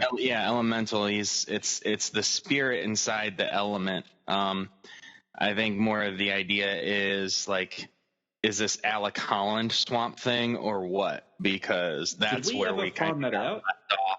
Because that's kind of where we left off in Justice League Dark, where it seemed like Destiny ripped Alec Holland from the Green. Right. And that's kind of where the confusion lies. But other than that, I mean, the elemental protector is still there. Exactly. That's why I was not sure if he lived or died, is because they rip Alec Holland out of him, and they kind of just drop. They drop it. Yeah, it would have been nice if some of that stuff was addressed. Because I mean, like this movie really is just like, it's an amalgamation of everything, but it's still called Justice League Dark. Yes, you know, and it does start and end with Constantine. It's. I like how he's really mad at Batman, for making him that contingency plan. If things went south, it was, Zatanna compels him to run away, to fight another day. So I mean, and then it was Batman's plan that if they were gonna die, if she was gonna die, that Constantine was gonna live. But he's forced to live with the guilt of feeling like a coward. Yeah. Yeah, because then he does nothing until Clark and Raven show up for 2 years. Yeah, which I think is that why it is because he feels guilty because he was compelled to run away to be made to feel like a coward in that scenario, and he feels guilty because Zatanna and everybody else died and he ran away. So he hasn't done anything because of that. That scene where he runs away, did you guys think something was up, or did you guys think that was actually how it happened? I thought something had to have, like, I was like, it happened, but I was like, man, that feels so out of character. Like, I know that he's like a G-bag who will save his skin, but usually he stands up and fights, especially like for Zatanna. Yeah. And that was the thing, because we just had the scene of like him and Zatanna talking and everything, and you know, when you go back and you watch it, like watching it for a second time, you get them talking. Zatanna, you can see that it's weighing heavy on her. You know, she's not just worried about what's to come. Like, yeah, you can see that there's an extra weight on her because she's like, if this, like, you can see like she's thinking like, if I have to do this, like we're all gonna die, and like John is not gonna be forgiving about what happens. You know what I mean? Yeah. She definitely looks like more of a weight on her shoulders, and I think that's because she knows what she has to do if that happens. They could have like I was reminded just that we're on John Constantine, however you want to pronounce it. I got like kind of. Have you guys read Twilight of the Superheroes? Mm-hmm. Yeah, so I got the vibe of Twilight of the Superheroes. It's a similar thing where John Constantine changes the past to save the future, and he did the same thing here. But in Twilight of the Superheroes, he knows the way to change the past is to make it so he never meets love of his life and is never happy. And he kind of makes that sacrifice. And it's like, even though we never got to see the story, it's actually pretty moving when you read it because, A, it's Constantine, he's a jerk, but he knows, you know, that's how you sort of have to fix everything is just him still being miserable. And I kind of got that vibe from the ending, except there was no kind of sacrifice there. Emotional sacrifice like there was in Twilight of the Superheroes. He's just like, yeah, go do it. And I feel like, I don't know, maybe they could have done something with Zatanna or showed, you know, or maybe she came back and I don't know. Because he has a whole speech like, yeah, you need to do this to the Flash. Like, it's going to be, it might not be perfect, like, but it'll be better than this, you know. But I agree with you. Because it felt so. Because even when, very shocking to Jania, who likes Constantine, when that scene came, she's like, "Wait, what?" And it was just like, yeah, something seemed off about it. I mean, it felt in character for Constantine, but they could have just, instead of like trying to pull it off as a kind of twist ending, they could have put more weight behind it, at least, to make it, you know, because it was just as it was. It feels unsatisfying. Are you talking about the speech he gives at the end to Flash? Yeah, that and the ending, and we're kind of comparing that to the Twilight of the Superheroes ending, where Constantine changes the past. It's kind of similar. Right. But yeah.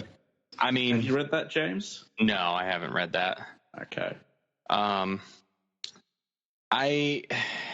Granted, you know, the way the movie ends with them hitting the reset button, which, you know, I mean, the way it goes out, everybody like being together with who they want, you know, with who they are, being together with who they're with, and then just the wave of light shining over them, and then Constantine's speech, you know, it's saying it's got to be better than this.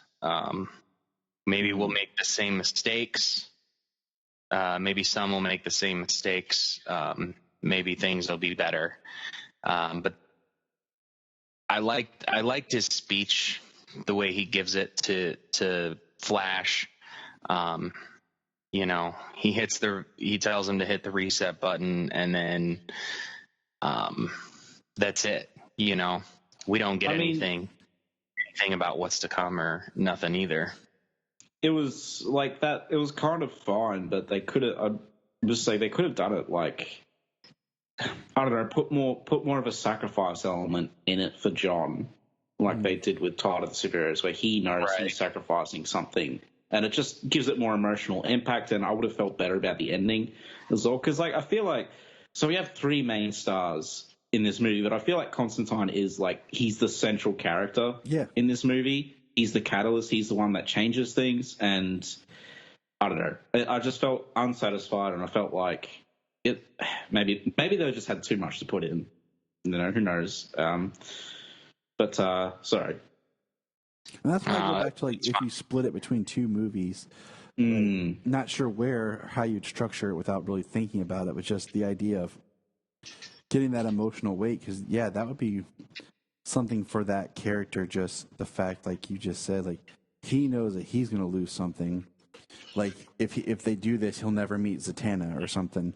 Something like that. Which is, did you guys watch City of Demons? Yes. But that's not in this continuity. Oh, it's not? Nope. That's been a huge debate that we've had. But if you look at, it's a different, it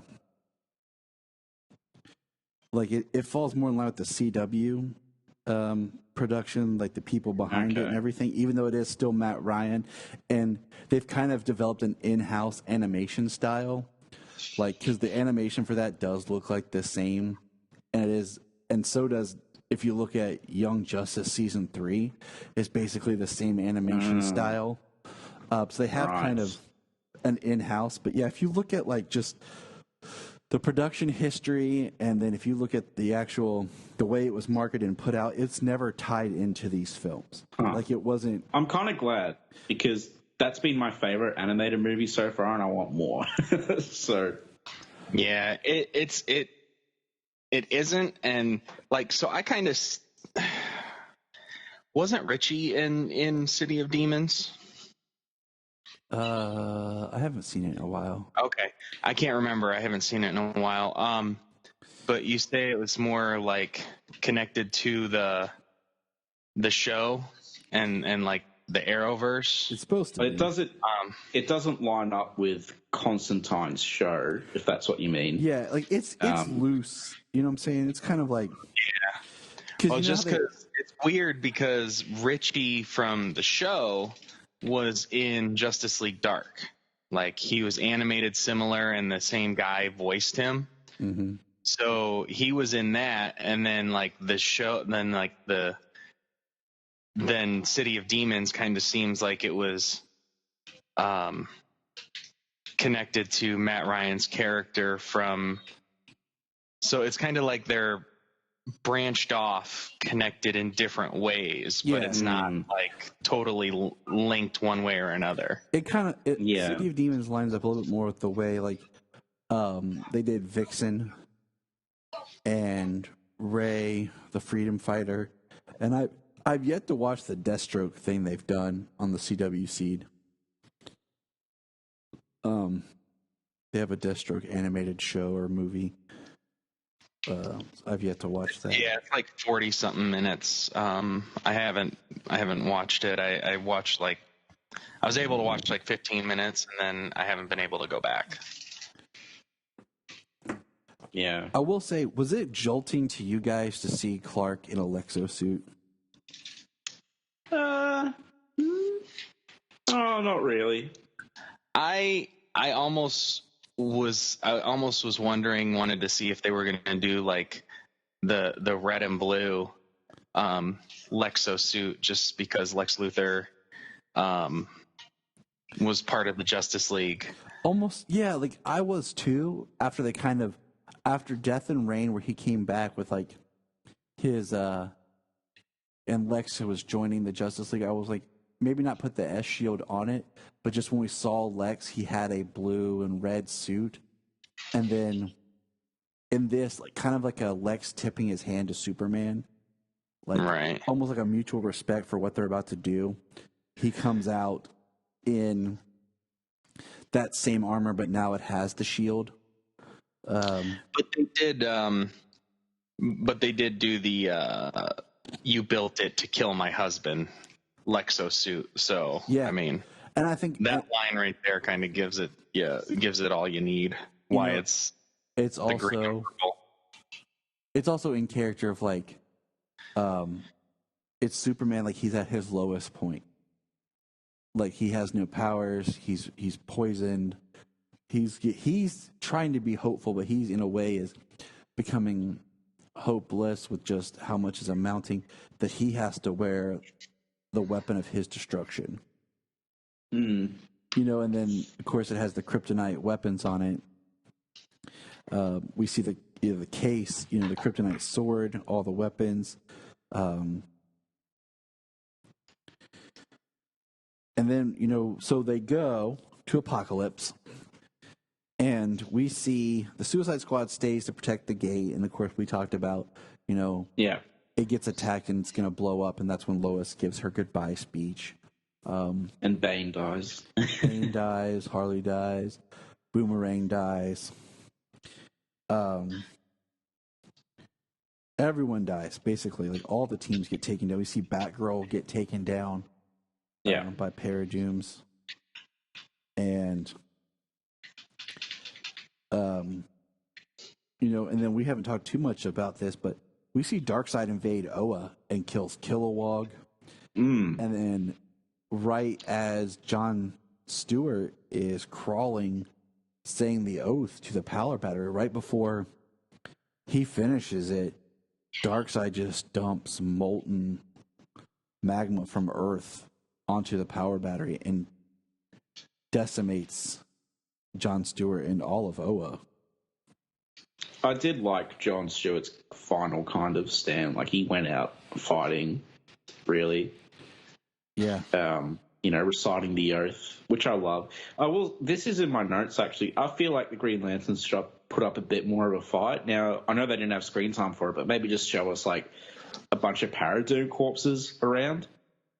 Because they're the Green Lanterns, right. They're like the heavy hitters, They should have. We didn't really see them do anything but fire some lasers and get killed. It's like they would have been taken out, sure, but show some, Yeah. Yeah, it's like Darkseid took out the Corps single-handedly. He even showed Darkseid like a bit wounded or something. I don't know. But like we never got, much to the lament of many people, we never got any real Green Lantern content in these movies. We didn't. That's one of the biggest, in my notes, that's one of the biggest like downfalls is about this universe is we never really got Flash by himself, and we never got a Green Lantern solo outing in continuity. Yeah. To really help, like, because all of a sudden John Stewart just shows up. Yeah. And it would have been nice. I mean, there's a lot of stuff like that, how Martian Manhunter kind of shows up out of nowhere at one point. He never really talks, he just constantly gets beaten up. Yeah, Hawkman as well. So what do you think about the Furies now being repurposed mechanical Wonder Woman, Mira, Martian Manhunter, Starfire? I mean, I thought it was cool, but there was a lack of Granny Goodness, as you said. Right. If it had been Granny Goodness with them. Yeah, they had mentioned the Furies, but they didn't show any Furies. Yeah, so where's Bardo? Right. Stuff? Granted, these repurposed Furies, they're more powerful. They have other abilities. So for them to be the new ones, it just would have been part of that cool like fight had they killed the Furies during the first invasion or killed Granny during the initial invasion or something. I I do like the Wonder Woman versus Etrigan fight. I do hate that she kills Etrigan. Then right after she kills Etrigan is where Constantine's able to use the lasso to free her of Darkseid's control. Yeah. Then it's really cool when she goes head to head with the rest of the Furies. I'm glad that Wonder Woman got freed of her control, because she wasn't in this that much. Nope. But like, at least she did get a significant role, though, by the end. Like, she does save everyone and enable them to go into Darkseid, and she doesn't die either. She's still around, I think, comforting Clark in the last scene. She is. So yeah. All the new Furies survive, and that's part of like when you do that another like really great pan shot of all them at Titan's tower on the beach, and when John goes to the Flash and tells him what he has to do. Yeah, when Constantine freed Cyborg of Darkseid's programming, it relinquished the control on everybody. Because I think combined they were about to take down Wonder Woman, and then John freed Cyborg, and then in turn released everybody else. So let's talk to another beat. I've heard it say they redid the Martha scene in this film, but better. That's semantics, so we could argue about that. But I do like the scene of Batman. We talked a little bit about it, fighting Damian, and as he goes to kill Damian, that's what breaks him. This is the second time in this continuity that we see Batman cry. The first time being at the end of Flashpoint when he reads the letter from his father. And then this time where he's about to murder Damian and be a killer, much like, that killed his parents. And I love that it breaks him of Darkseid's control. That it was Damian that did it. Yeah, I think I like how Damian was the only one who could break Darkseid's control over Bruce. Him actually having a son and stuff, I think is a good... I thought it was just done well. It was. And then, Darkseid goes to kill. I love it because he throws the sword, stabs Darkseid in the eye. Which doesn't even phase Darkseid that much. He's just like, all right. And then he shoots his beam to kill Batman, and Damian jumps in. Yeah. Interesting how Damian manages to survive that at all, but, I'll give it a pass. Just enough. He survives just enough to say goodbye, so that Raven can come and bring him back. Yeah. Part of me still wishes it hit Batman because I don't know, it just would have been funny, but that's just me. I mean, I agree. It was. Then it's called back to Final Crisis. You know what I'm saying? But it shows Damian's love for his father, and like I said, it does. Yeah, it closes his really good arc. That if you look at what Damian and his father have been through, the fact that Damian would have killed his father if he had to, his father just basically saved his life. And then they bring Damian back, and it's like, why do that if you're going to make it so everything's so horrible you have to reset it? Yeah, I agree. And but why have this nice ending?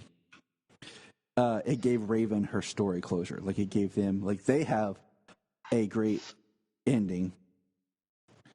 And that's that. Now their ending is gone. Exactly, and that's what kills me is everybody is just gone. Like all these stories, I didn't want it to end that bad, but all the stories, you look at it like a closed circle. Like these stories exist now just in this, and these characters in this version. It's all undone. Why do they have to end it with everything being undone? Why isn't it okay for this universe to end with people dying? Why don't you just go all the way out there and have them settle on another planet or something? Go Superman 400 on this. Because you're ending the universe. You don't have to have a kind of clean ending or retcon everything. You can just end the universe that it is. It's another universe in the multiverse. But whatever. So just on the Damian thing. Bringing him back was was a little like, and it's going to be done, and everything ended. It was like, okay, well then why do that? But it did give Raven her arc, because Clark said that her healing powers don't work anymore. So she got her healing powers back, and she became White Raven. And so she, and she was also free of the burden of her father. It was a payoff of a line that they had delivered early in the movie. So, and I mean, I guess that's it's kind just of the point is they want to give us some sort of like characters moving forward before we get the punch of the reset. And that's kind of the thing. It feels like they just shot themselves in the foot. They made some strides with all these characters and stuff, and then it doesn't matter anyway. And it's just kind of like, I get it. You wanted to write it so there was payoff and stuff, but we don't get to keep the payoff because you've done this. Yeah. So it's just kind of contradicts what they're going for in the first place, really.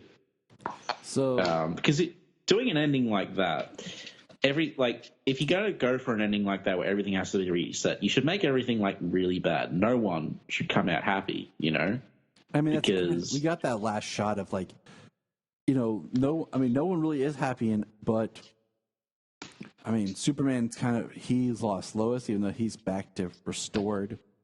Damian has. Well, Raven. Superman still hasn't given up, though. He's ready to keep trying to fix the Earth and stuff. And that's true to himself, But remember, it is Constantine's movie, and he's the one that's, basically tells Barry. And Barry's in a very torn, beaten place after spending the past 2 years basically powering Darkseid's world-destructing machines. That's where I do forgive it a bit, because you're right, it is sort of Constantine who does it, and it's a very Constantine thing to do. The others don't really seem to mind, though. They seem to be cool with. They don't know what's going on. You know what I'm saying? Barry just takes off running, and it's not like they know he's running back in time. You reckon they don't? Do you think they don't know that the? I don't know, because just by the context clues of him talking about, I know you don't believe me about the Flashpoint, and they've never seen him time travel. Like it's never come up before, like where it's actually they've been affected or anything's happened with Flash doing anything. So the fact that he's just running off, they could be like, what's Barry doing? Where's he going? You know what I'm saying? Like, I don't think they know that he's running into the Speed Force to do this. I see. But I don't know why, but just from the animation stuff, I got the impression that they did know, but there is no evidence to back that up. It's one of those things you can argue either way. There's no clear answer. I did like, how even Trigon and Raven made peace with each other, where he says that was good. He wants to conquer. He's a conqueror. Trigon's kind of like the old gods, and Darkseid's the new god, and he's fighting him, and he tells Superman, even, do you want to fight me for the honor of fighting Darkseid? Yeah. And he says, thank you, daughter, for this. And so Trigon's going to go off, and he's just going to battle Darkseid for the rest of like existence or non-existence or whatever, So that kind of that goes back to like Raven's story's closure. Is like Trigon was freed, and she was released of that burden, and all of her power that took to suppress Trigon is gone. And he's kind of fulfilling a purpose of he wants to be a conqueror and a destroyer, and he sees Darkseid as like his ultimate adversary. So I mean that's cool. Like you kind of there's certain things in this film that you kind of see coming in a way, but it's trying to pay off as much as it can. But there's a lot of great payoffs. The entire animated universe that they created in the past 7 years. So, there's definitely a lot of great payoffs. Which is like, if there wasn't, then I would have less of a problem with the ending, though. But since there was, it's just kind of like, damn. But and I thought Superman. I really liked him breaking free of his possession and stuff. I thought that was awesome, and like, as I said, Superman.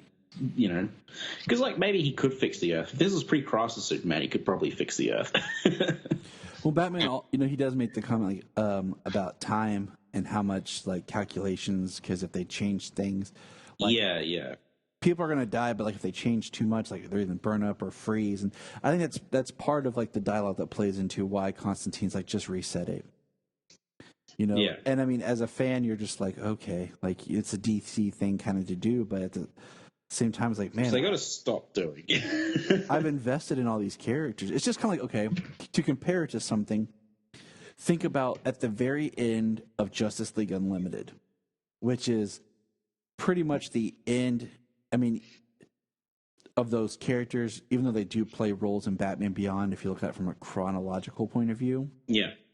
But at the end of Justice League Unlimited, they stop Darkseid, and the villains help.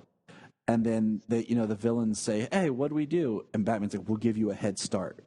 And the villains take off running, and then you see the heroes go chasing them, and they kind of do one of those like fly by, run by the camera things, and that's where it ends. So you're like, the story is closed. It has this ending where it's a finale that you could go on. So in your mind, as a fan story, their stories can go on. Yeah, I mean, even with but in this, it's like it's done. There is nothing else happening. Yeah, and even the most famous sort of instance of this, Crisis on Infinite Earths. So that happens, but we still get whatever happens to the Man of Tomorrow, like a sayonara to the Superman of that universe. And I think it exists difference in books. When I'm reading comics, definitely. They're like, I've been rereading all of Rebirth and New 52 and all the Convergence, the Lois and Clark.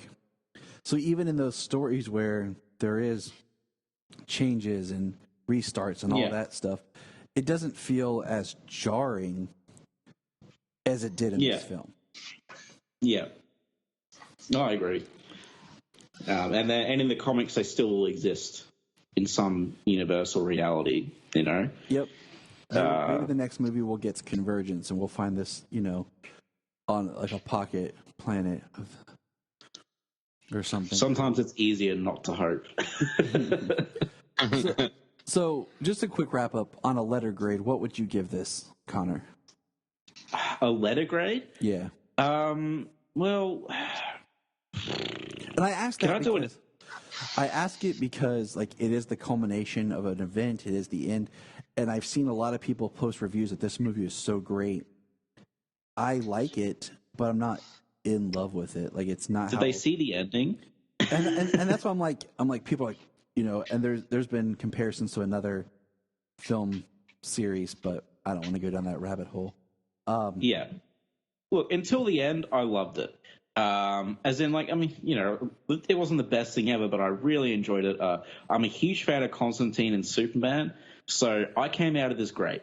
You know what I mean? Mm-hmm. Like, those two characters got lots of love in this. They got lots of screen time. And as I said, there was some really unexpected stuff that I loved. My favorite scene with Superman and Raven, Superman fighting Darkseid at the end was awesome. Constantine just being Constantine, So the stuff I didn't like Suicide Squad and stuff, that wasn't a huge drawback for me.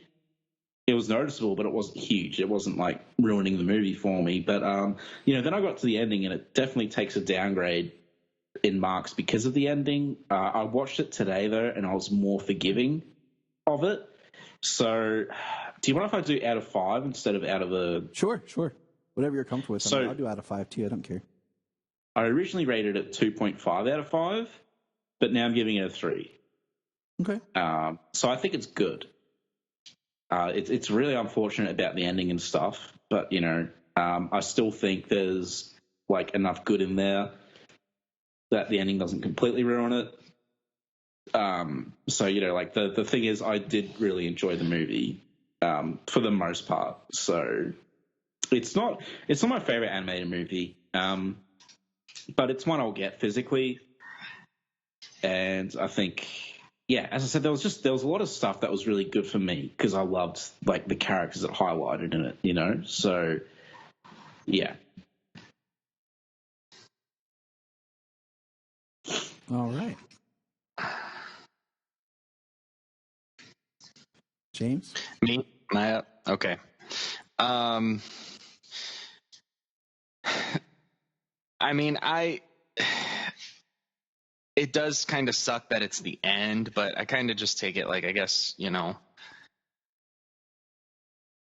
it's at least we get, I don't know, at least we get an end. We know it's the end of this series of movies, that we can always revisit this universe.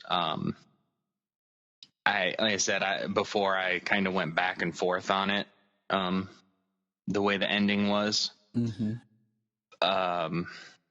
But I really enjoyed the movie overall.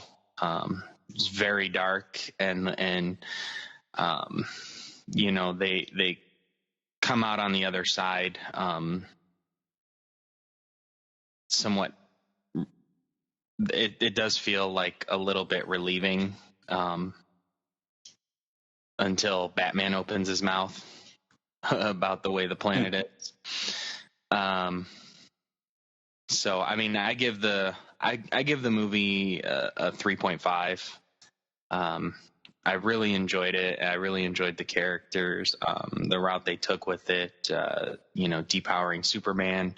I like Constantine and the Justice League Dark stuff. The amalgamation of all of the characters and movies that they've done so far. You got the Titans, you got the Justice League, you got Dark, you got Suicide Squad. It was a good culmination. I really enjoyed it. I'm gonna get it physically. I'm gonna buy. I'll watch it again. And I agree. Yeah. I'm gonna buy it physically. I just, being the end, I couldn't wait because I hate, like, this got spoiled quick, and I think part of it is maybe the culture that we're in right now with everyone not having as much to do. Like, usually these movies come out and no one really talks about too much. You see it, but it seemed like with this one, it was really heavily being discussed. So I'm glad I went ahead and just got the digital copy so we could all watch it, because I wouldn't have wanted to wait and try to have this weight of like what's going on with it. I kind of give it. I go back and forth. I thought about trying to squeeze in a third watch before we recorded. I kind of split around a 3, maybe 3 point. I like the film, but there is a lot of stuff I feel got paid off, and a lot of stuff I feel like didn't get paid off. As far as in the film, I feel like the story arcs could have breathed a little bit more. And, I go back and forth because once you have that decision to make the Flash restart everything, it does give a whole new perspective of these films. It makes it a kind of It's a close. It's kind of like a how I feel towards the whole Flashpoint New 52 Rebirth. It makes it all, instead of it's continual continuity, but it also makes it this real small niche kind of thing. Where this story all exists because of this, and then it was changed again. So I do appreciate the really good animation of this film. I think the animation was top notch. I feel like they didn't really try to cheapen it, and I do like that they gave it, 90 minutes.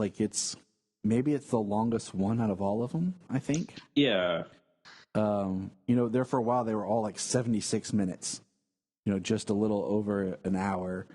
They're an hour and 15 minutes or whatever, including credits. So they're slowly starting to get bigger, and I like that this one was a good hour and a half. I could have taken 10 more minutes just to fill out some of these story points and everything, and I figure we'll still kind of think on this and dwell on this, and I said I go back and forth on it, but I like it more than I like more of it than I don't. I'm definitely gonna watch it. I'll revisit it here and there, and so I'll watch it again. I'm gonna revisit it again. I enjoyed it I do have a question for you guys: is where do you want to see them go, and when? Like, are you going to get some one-off standalone films for a while before they maybe start something else, and then maybe do a traditional build of individual characters in movies before they come together and that kind of stuff? I think let it breathe for a little bit before they start the continuity. Well, I certainly don't want like 2 films from now, the new continuity at least. I mean, if they did like 2 films from now and they did like a standalone film for a character, and then, you know, do standalone films for characters like, oh yeah, this is the start of our new continuity, or maybe do some adaptations of Kingdom Come or something, Long Halloween. I say do some solid adaptations of maybe original films like the upcoming Superman film. You know, an original would be great. I would like to see maybe some of the more characters. Like, I think the Dark Universe, it would be fun to mine some more. I think it's about time to bring back Green Lantern. Like, First Flight was good, and Emerald Knights was okay, but that's kind of where you've like a War of Light movie would be awesome. But yeah, I don't want them to be like the next film kicks off the next continuity. I think we need some time to just kind of breathe.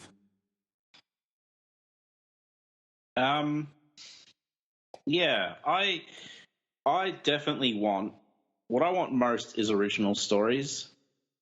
Or if they're adaptations, I want them to be very loose, because adaptations, I don't know, just do new stories. And I've heard Men of Tomorrow's a new story. I'm really excited for that.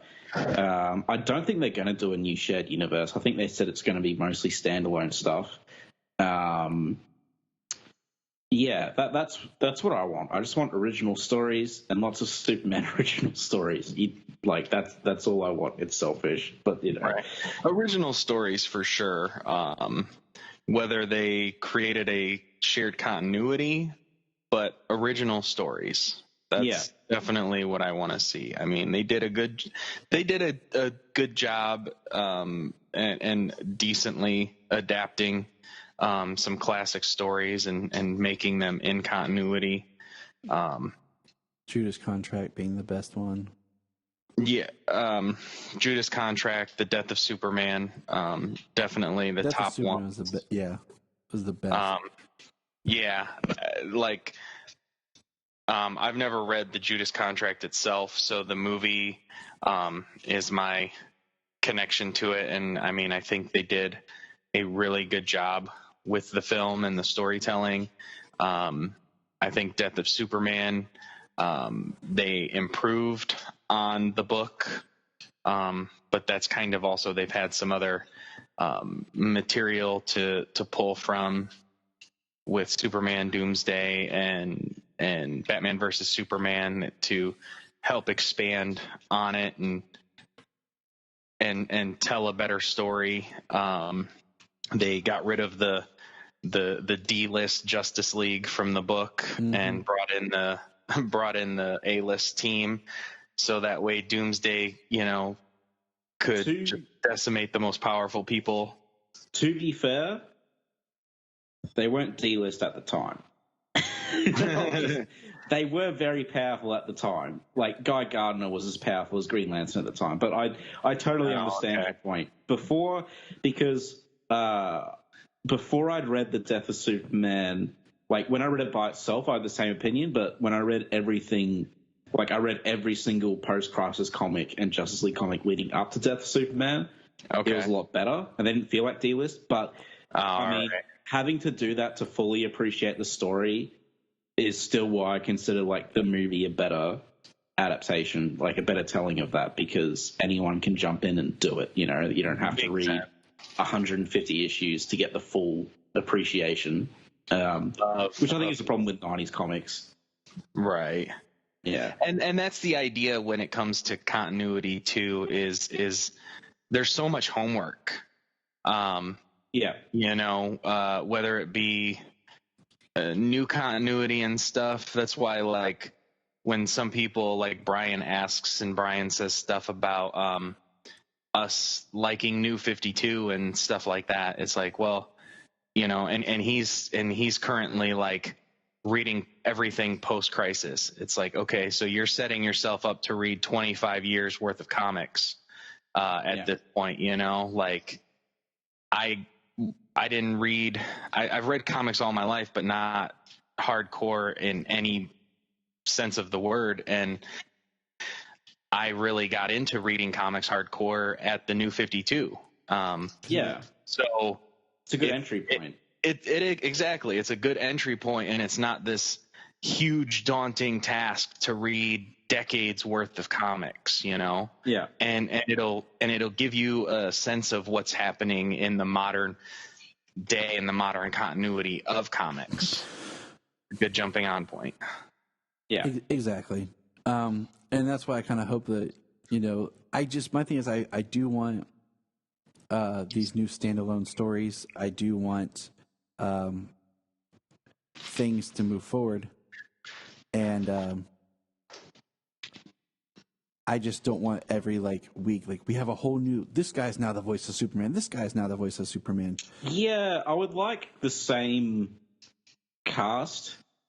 If I got a bunch of Superman original stories and they had sequels to each other, sure, but it would be nice to have because remember before this animated universe, we had just a hodgepodge of different animation styles and voice cast. Mm-hmm. Yeah, it was a different guy for All Star. They had Tim Daly. They had sometimes George Matt Newbern. Bomer. They had we had multiple different voice actors. Some I can't think of. Kyle MacLachlan did it for New Frontier. I can't remember who did it for Crisis on 2 Earths. Maybe it was George Newbern.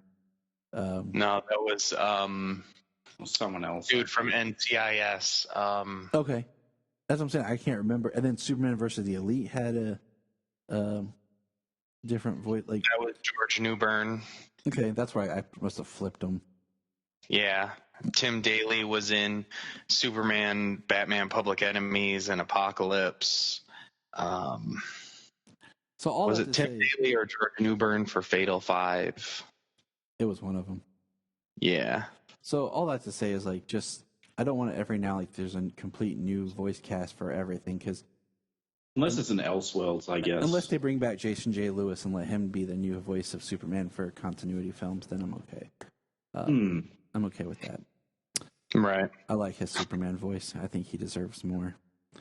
But yeah, I think it'd be cool since we're getting Superman Man of Tomorrow and it's like an origin kind of thing. It'd be cool to get sequels to that movie, but with the same voice cast and still original stories. I don't want a one and done origin. I want more. Anyway, that's my final thoughts. A Superman continuity would be cool. And same for the other characters. Their own pocket continuities. That would be a good, I think, thing. Well, they could link with each other, just not yet. Heavily. Give them some time. Yeah, definitely. Batman stories, Batman family. Aquaman stories just takes place in underwater kingdoms. Superman stories are, bigger and more cosmic. Give me some Superman cosmic adventures in space. Ooh, that's top of my wish list. Yeah, get me out of Metropolis. I'm liking that Lobo's going to be in this movie. It's weird. It's different. I'll give you that. Lobo in an origin kind of movie. So I'll be interested to see where that goes. Very excited. Very excited for it. But all right, guys, let's wrap this up. We're a little over 2 hours. Yeah. I gotta go make breakfast. I'm hungry. Don't aim for 4 hours. But Connor, thank you. Everyone check out Connor's podcast, The Last Sons of Krypton. It is a great dive into comics.